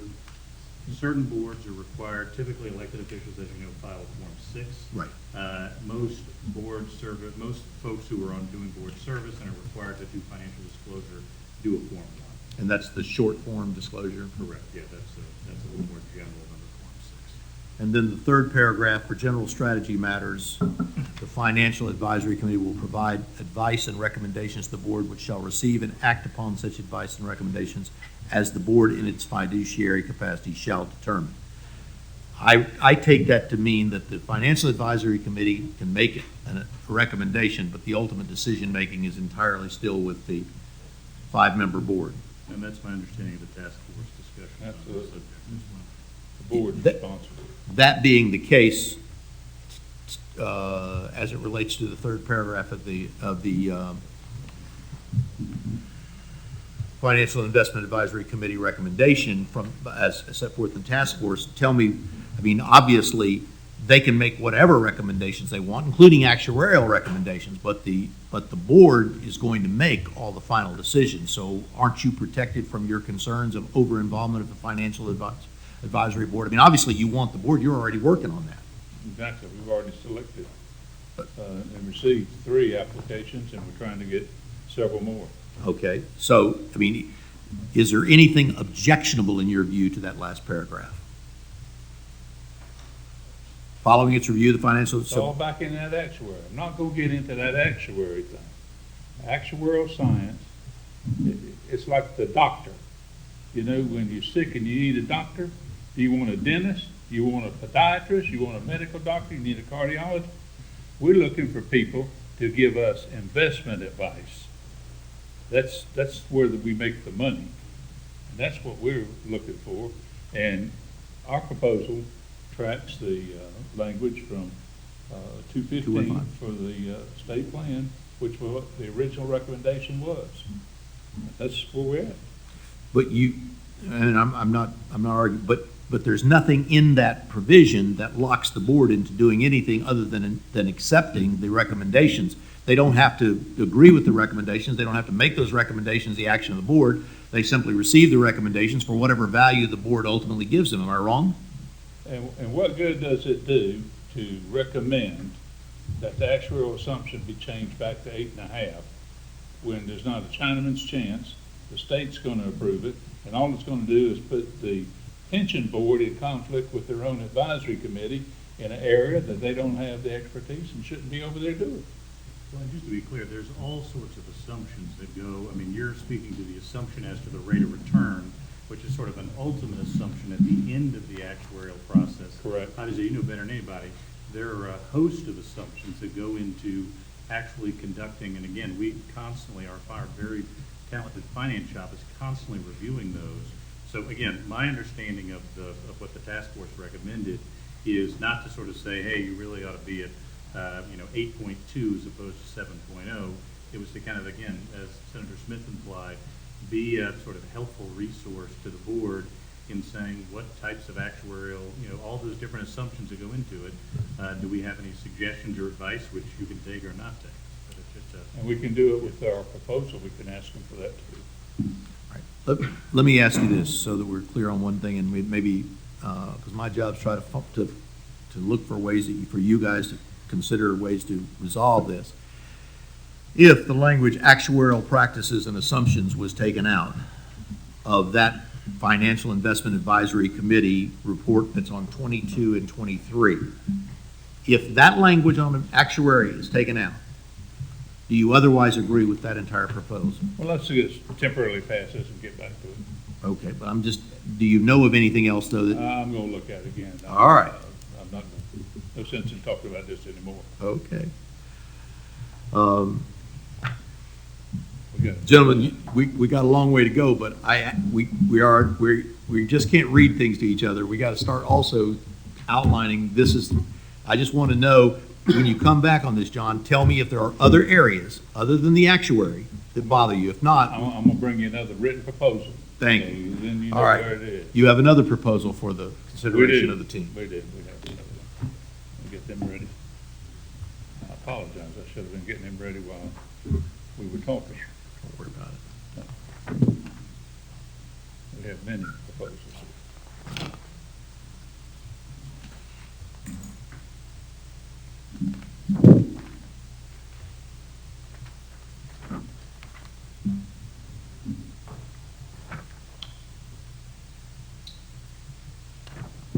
We have a better filing system tomorrow also. Or Thursday when we meet again.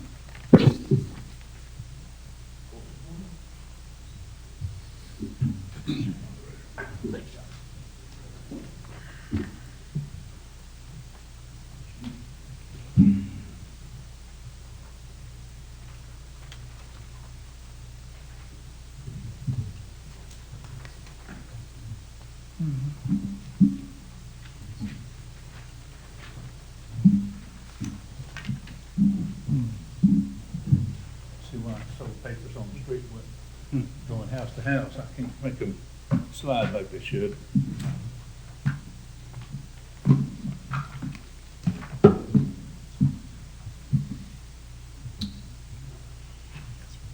This is your proposal for a provision on ethics certification disclosure requirements for investor managers. If somebody could stick that up there, if somebody could put that up on it. She's going to put it up on the screen. I'm just waiting for it to stick up there. I didn't see it. Once again, I haven't done a side-by-side on this, but it appears to me that what this is that the first sentence on page 23, if you will compare that to page 23, this is, I won't say the same, but it's similar to the language that's found in the first sentence on page 23 of the task force recommendations. Do you agree with that? I agree that this proposal appears to be roughly similar to the first sentence on item 2 on pages 23 and 24 of the task force governance recommendation. Otherwise, that is the only similarity. John, under number 2 on the task force recommendation, it says matters within their engagement. You both have that same language. Then it says, consequently, any investment manager or advisor of the JPFPF who has discretionary authority for any investment of the JPFPF shall agree to certify or disclose annually to the Financial Advisory and Investment Committee and to the board no later than July 31 the following year that, and then it has a list of certifications. Tell me what your concern was. You didn't include those. There was a reason for your concerns over those. I didn't have any concerns. We just thought that these words were captured the concept of it. The task force report goes on to paragraph after paragraph, talks about that they certify they're fiduciary to the fund. They've already certified that to us. We only hire people that are fiduciary. So, I mean, there's no new certification to create or to make.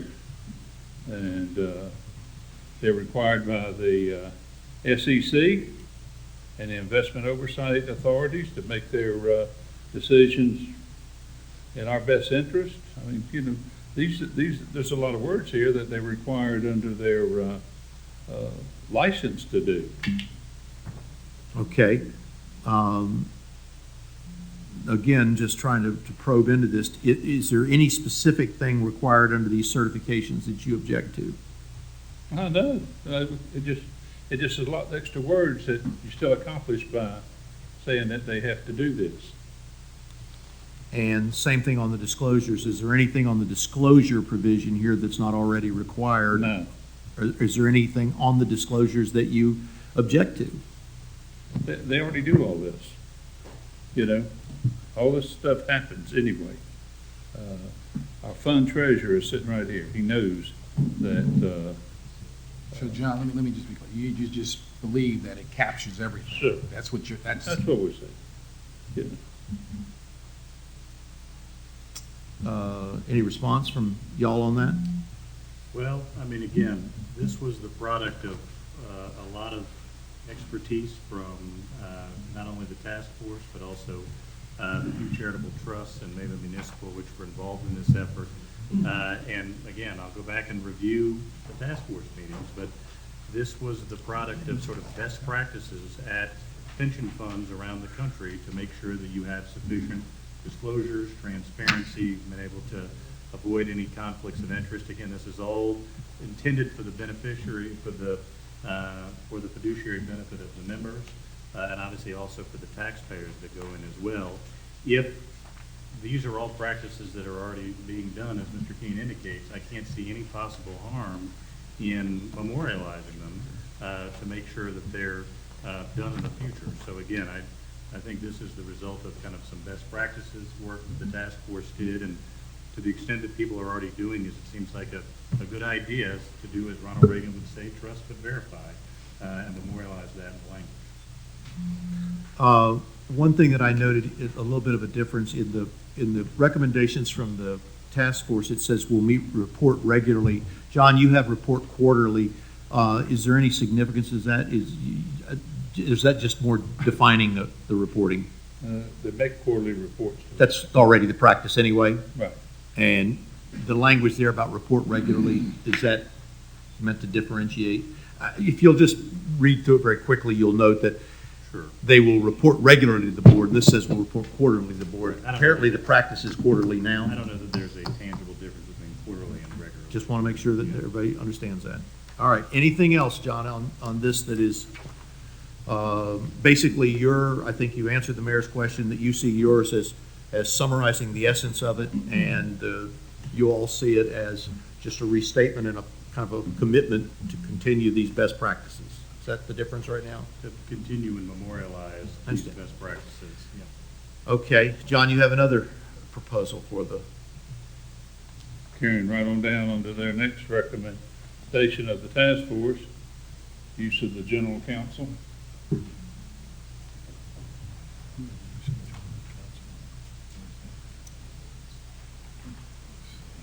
I got it, I got it.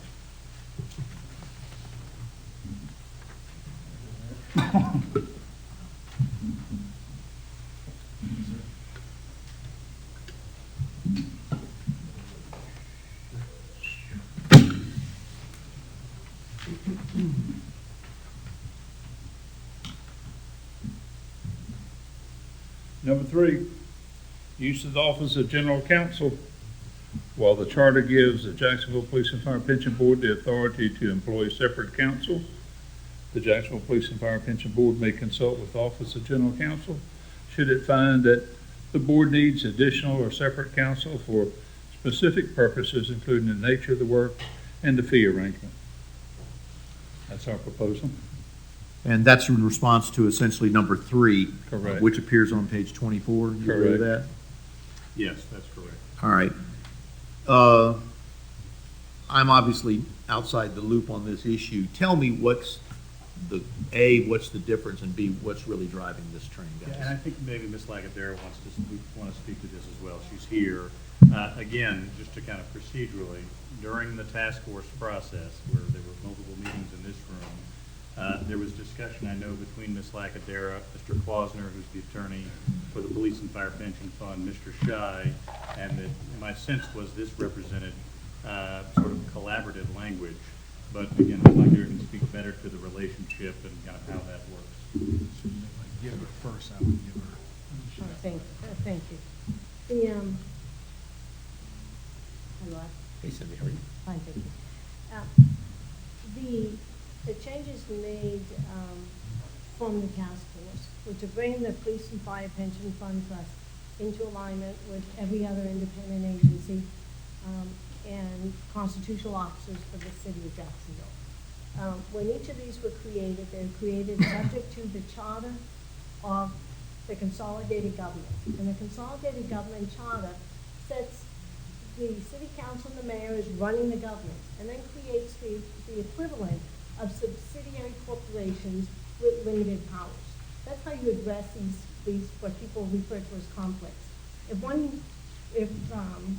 Coca-Cola creates a subsidiary, the subsidiary cannot sue Coca-Cola, and Coca-Cola's general counsel is going to win. And it's the same model that's actually used in other businesses. Separate areas of expertise always have outside counsel. These are sophisticated businesses. We had agreed earlier on, and certainly with the task force, that Mr. Klausner is a very able counsel. We've hired him ourselves before, and that one needs pension-specific counsel. But on day-to-day local government law issues, that should be the consolidated government speaking with one voice on day-to-day consolidated government issues. And the way we read the charter, that is the role of the general counsel. We saw nothing in the language of the TFPF charter that overcame that independent role. They can retain outside counsel as our GEPP does, because you need pension counsel. And the first thing I did when I came here, even as chief deputy, was say, oh my gosh, we need outside counsel, because we're doing that in-house, and we certainly can't maintain the high level of expertise you need for pension matters solely in-house. You just can't do that.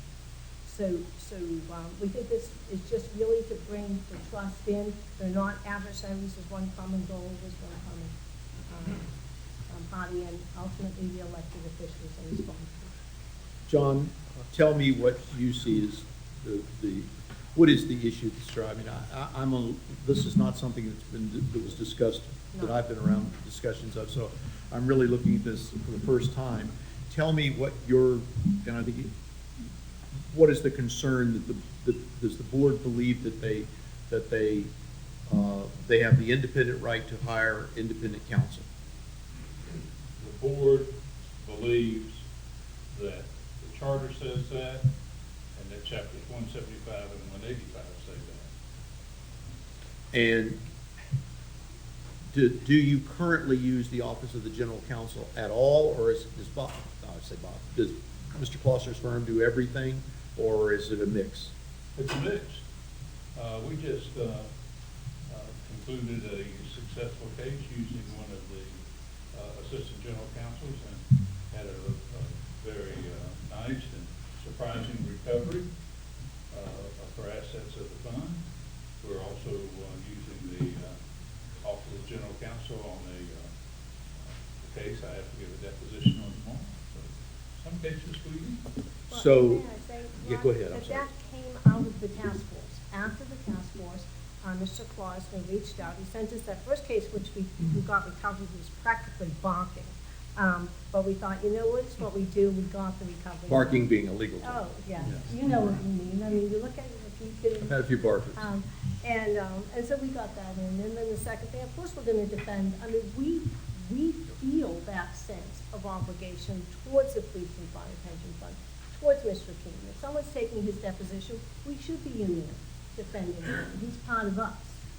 And I think that saves a bunch of money. I think that's why Mr. Closer sent us a case for local. Our fees are half of what other people's are, and we have a local government expertise.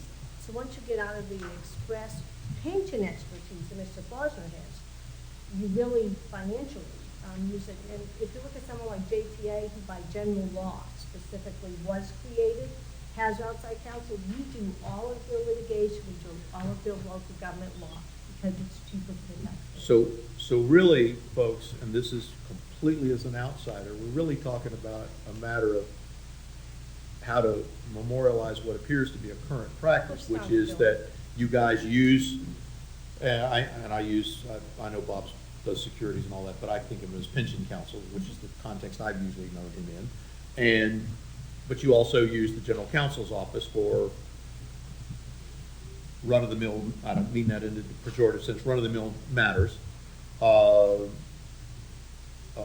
do we fix this balance where both sides are satisfied with it? I'm assuming the city's concerned that prices would get out of hand if you could just bring outside counsel all the time. Now, do you pay, John, for the services of the general counsel? We're charged, yes. But you just pay what is a city rate as opposed to Right. but are the rates comparable? Let's start at the beginning. Okay. Former general counsel and former circuit judge was serving as the general counsel. We went to see him because we had an issue with a department within the city.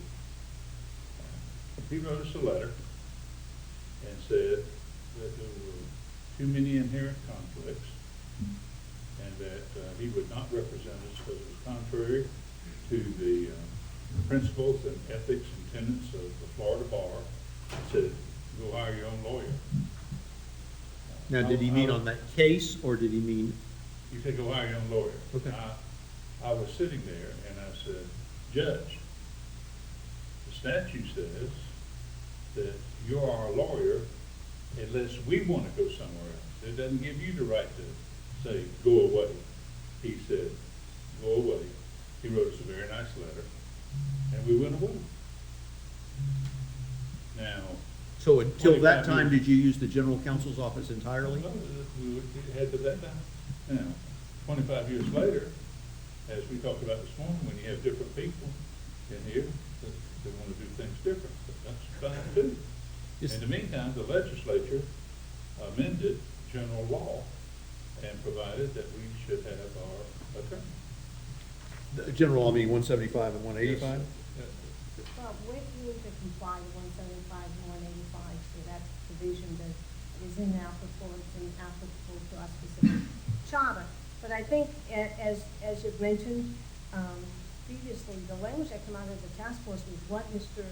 Klausner implemented, and was itself a compromise. It doesn't say that you have to use the Office of General Counsel, but I thought that that was the language that we had compromised on, and that had recognized and specifically embodied the right to independent pension counsel on that, so that you maintain the expertise and were able to do the fiduciary duty, but also then said, to the extent possible, would send all the local government law, and that's exactly what Bob started implementing, or Mr.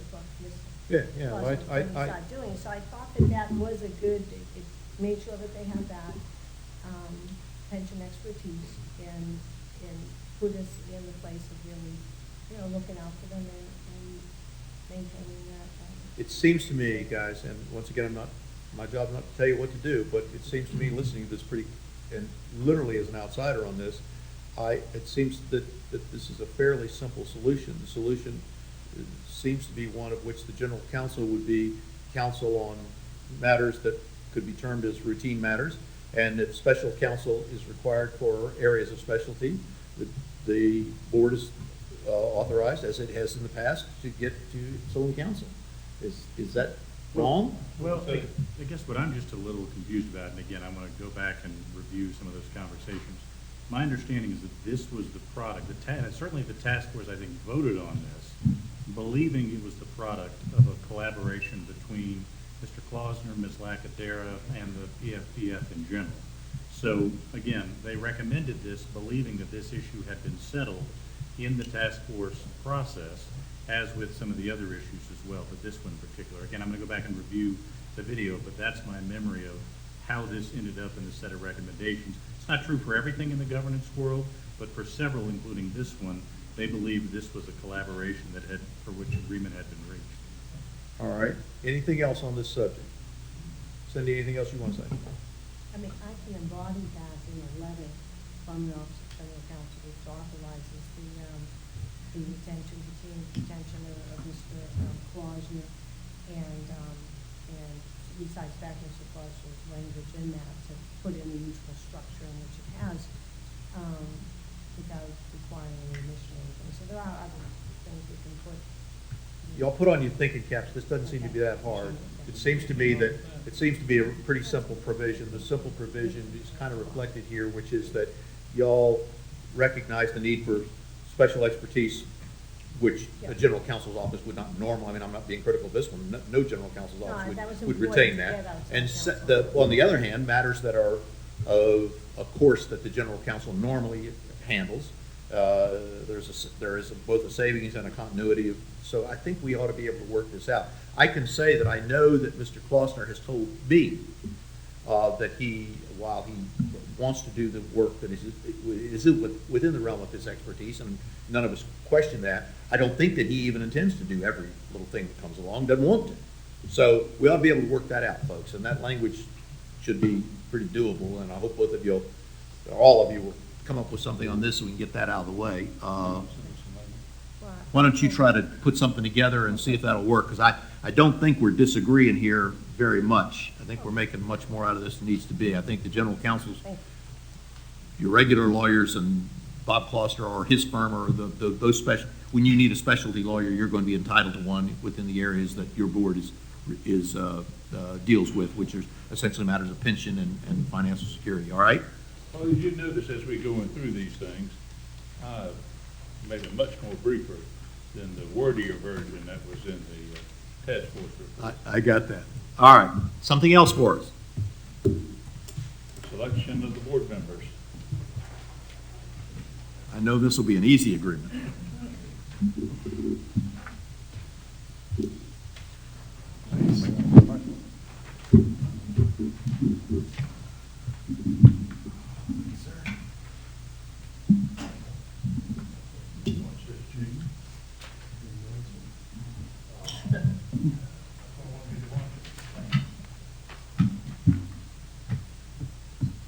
Um, Can I just ask, is this the current practice?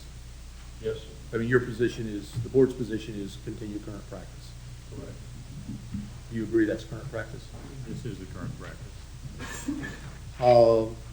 What your current proposal, as I saw, your current proposal is that the mayor would recommend the fifth member, and the mayor's recommendation would go to the council for the council to agree upon.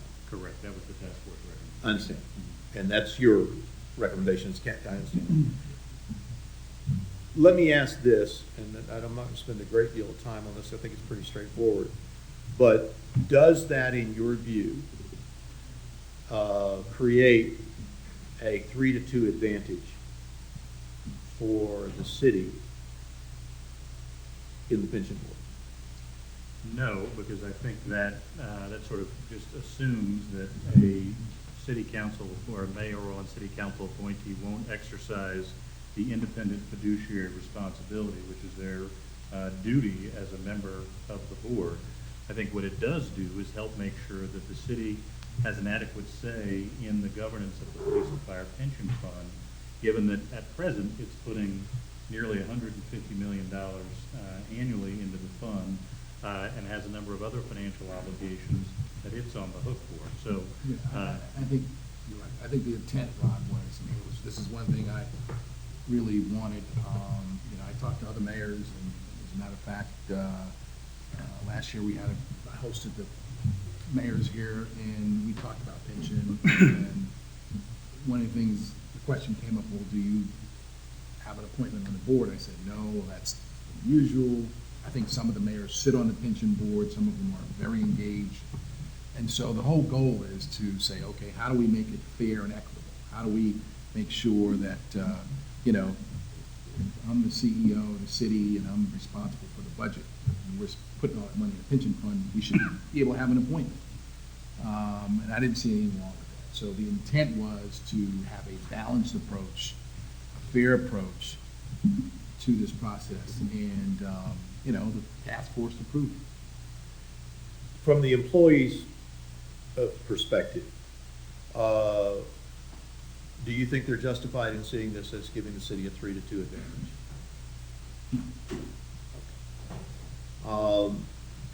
John, you want to address that? I mean, this is where it boils down to, is that whether or not this gives the mayor's office the ability to select a fifth member, and Right, and it has to be confirmed by city council. it has to be confirmed by city council. We have to submit a budget every year, July 15th, and part of that is we're funding the pension. And, not having an appointed person on that, not even making a recommendation, not even a voice. From the mayor's office. It's just, invisible. What problems has if any, and maybe you guys could, what problems has the process now of requiring 4 people to come to agreement on the fifth member? What problems does that create? I can't speak to that. I mean, Mr. Keene may know the history of What that. problems does that create? We don't think it creates any. It's a statutory scheme in 400 plans in Florida. That's how they do it. That's how the legislature ordained that it be done. The 2 city council appointees have always voted and helped select the 5th trustee. We've had a succession of them. Our current 5th trustee is former sheriff and president of Edgewater College, Nat Glover. And there's hardly anybody that could say he's not eminently qualified, from good citizenship, elected official, responsible for a large budget in the operation of the sheriff's office, leadership in our community. If the mayor had appointed him, would he be less qualified? Not in the least. Well, obviously, this is a major difference between the parties on this governance. What I suggest to the city is I think the city needs to come up with a way to assuage the concerns of the employees, which are that this politicizes it into a position of, wait a minute, we are automatically down on every decision 3-2 on one. On the other side of the table, I think that the issue is here is, if we're going to have governance changes, then this is going to require, they have put forth a lot of language, and obviously this is one component. It's an important component, but it's a vitally important component from your perspective because you wish to maintain the current practice. What I'd like to see is you guys try to be thinking about ways to meld all these differences now. You see what your differences are. Is there some way in which and I'm throwing out ideas, is there some ways in which the employees would have a veto? Is that a possibility of somebody that was entirely unacceptable to the employees? I don't know that. I'm just throwing out ways to think about this. Or is this, John, of such importance to you that you might accept other governance language that's been proposed that you might not otherwise accept in exchange for this? This is an awkward situation because we're in the sunshine. These are the conversations we'd have in a mediation every day, all day long. Now, I'm just throwing out ideas. If we're going to get here within 4 or 5 days, which I want us to do within 2 or 3, then somebody needs to be talking about, I would do this if this was acceptable in an alternative. I hope both sides will be thinking about what is the trade-offs? What are you willing to accept to get this? If both of you started today saying, I want an agreement, both of you said, I want an agreement on governance, both of you say, there are some governance things that need to be done, you're already doing something. This ought not be insurmountable. This requires some people just to put on your thinking caps and say, okay, I hate to say, I never want to use this because it'll come back to haunt me, but every day at my house, there's a number of decisions that are made, and an awful lot of them are compromises. After 33 years, they remain compromises. And if there aren't, the consequences aren't any good. So here's where you guys are. Put on your thinking caps here. There seems to me, I'm sitting here as an outsider looking, there seems to be a road here that could work to some of you nobody's getting everything they want, we wouldn't be here. But there seems to be a pathway that would work for that. Other proposals? Why don't we just stop there since we've already got so many of there that we're going to expect a response from the city, and following up on your good recommendation, we'll go and review the 6 or 7 we have presented, and if it's important to everybody that they become more wordy, I can put some more words on the paper out of this document. I was trying to capture the essence of it. John, I'm not saying, I'm suggesting they think it's just right wordy. Maybe we look at what are some of these that we could take and some of these that we don't accept. And I'm just throwing that on both sides. All right. Let me tell you what kind of for a homework assignment then. First thing I want to take up next time is I want to deal with the new employees. I want to get that issue resolved. There are 2 or 3 ways that come to mind, and I'm going to give you some thoughts on this because we don't have the time not to. One is, what is the multiplier that we're going to use? John, I think they're suggesting that the multiplier ought to have some penalty attached to it because it is supposed to dissuade people from taking it. Senator Smith, the individual that takes an early retirement is going to have a financial penalty the rest of his life and his surviving spouse's life. I was just about to say that. I knew you were. Your view is that there is a penalty inherent in early retirement by the way we do it. Correct. But we have 3 things we can work on. We can also work, and I throw this to the city, even if you used the 3%, and Joey, you're the mathematician on this, and I trust you on this more than I trust myself. But it does make a difference as to the level. If we use the penalty figure, have 3%, but if you start at the 30 and work backwards, there is a difference. Well, the problem with that is that if you start with 30, they didn't work 30. So if they're looking at 25, you would use 25. I understand. I understand the calculus. I'm just saying, there's 2 components to this. One is the multiplier, the penalty multiplier. If we start at and use a lower penalty number, and we start at the base number of 53, that lessens the difference. I'm just throwing out for you, there are 2 or 3 ways you guys can fix this. There's using the multiplier, This, the way that we apply the multiplier, and there's a base number below which we shouldn't go. If you use all of those, you guys, at 28 years, I find you guys are less than 4% apart. So, or maybe I'm 4.5% apart, but let's try to get that. That's question number one. I want that to be the one we deal with first next time. Question number two we deal next time is I want us to deal with the governance issues and see if we can come up with a package of governance trade-offs that might work. If everybody says, I can't trade anything, that's fine. We'll just be stuck on going through language. And then three is where I want to move next time, is I want us to move to current employees and what we're going to do with current employees. And one of the things that I want you all to consider is what we did. If you all help me with my memory on this.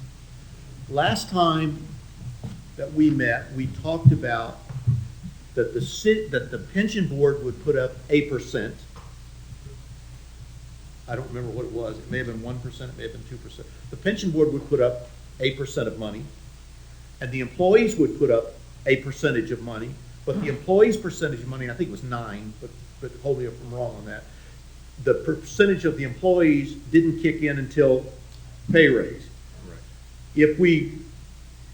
If I remember the conversations last time, the pension board's position on that was essentially that we'll put in some percentage, our percentage may dissipate, but we might even go to a higher percentage if that percentage was immediately offset by salary increases that the employees could absorb. Is that still kind of your thoughts on that, John? No, that's still generally a viable thought, yes. All right. May I ask a question? Yeah. Just while so we moved, because we moved the task force, we moved 13 governance articles today. Just so I'm clear, are there any additional reactions to, because we talked about 4, are there any additional reactions to numbers 5 through, or responses to 5 through 13? Yeah, I have some that we need to be. Yeah. So I have is some your problem. intention to present those today, or since I know we've still got some time left? I want to go back and fix these first 4 or 5 that we've talked on, so we can at least start getting something out of the way. Can I ask you both, one thing I want to know about is, tell me your position on the 30-year agreement language that appears in paragraph, I think it's 9. Is it 9? It is. The 30-year agreement was enacted by the city council and amended 4 times by the city council. It runs until September 30th of 2030. The task force had recommended consideration of a earlier termination date. That was the 80% number. Right. What do you see if you all are able to reach an agreement? I'm asking this on both sides, and you may not be prepared to answer. What do you see, does that replace then, whatever you guys agree to, assuming its passage, does that then become a replacement for the 30-year agreement? Well, and just to be clear, I think the parties have pretty well articulated their positions on the 30-year agreement in the litigation that's pending in federal court right now. So that's a pretty good. Set that aside for a Right. second. But I'm for- just asking yeah. you, assume we had an agreement. Right. If we had an agreement, does that agreement in your mind, and assuming that we have it's a date certain, maybe every 3 years, Right. it may be till 80%, whatever number you guys agree on, because you got to agree. If the board and the city reach an agreement, From our perspective, I think any agreement would have to sort of subsume and supersede the 30-year agreement. We could amend the 30-year agreement, provided we reach agreement on all of these things. okay. Well- So that's what I'm saying. Wouldn't it amend it? Well, because during the task force, John alluded to that, Hmm? that the 30-year agreement has always been amended. Hmm? Sure. So it wouldn't be anything new, 4 times. right? 4 times. So I would see that as our way of Okay. amending it. I just wanted to make sure that everybody was kind of, is there anything else today that you guys think we ought to do? Well, let me just tell you. And is your position as the rest of these, you're not accepting them, correct? No. Not in this. Well, let me just tell you for historical accuracy on that last comment. There was a settlement agreement that was voted on by the city council that was then amended 4 times. There was a restated settlement agreement, which is the current agreement we have, that's amended 3 times. So in total, The whole settlement, history of the settlement agreement has been voted on 9 times by the city council and signed by 3 different mayors. And we're looking forward to Mayor Brown being the 4th mayor to sign the amendment to the settlement agreement. That's about as positive you're gonna get today. I appreciate that. What I think Chris was asking earlier that I'll make sure is you came back today with some counter proposals. You are not suggesting that you accept all of the other governance issues. You will be prepared to address some additional ones, but you think these core issues ought to be resolved first. Right. Well, the difference between our office and the city is just one of me, as you see, and I have to go back and write these things and get them typed. And we short of good help, so it's going to take me a while to scramble, and I'm going to be working late into the evening to get a response from what the comments were made here this afternoon.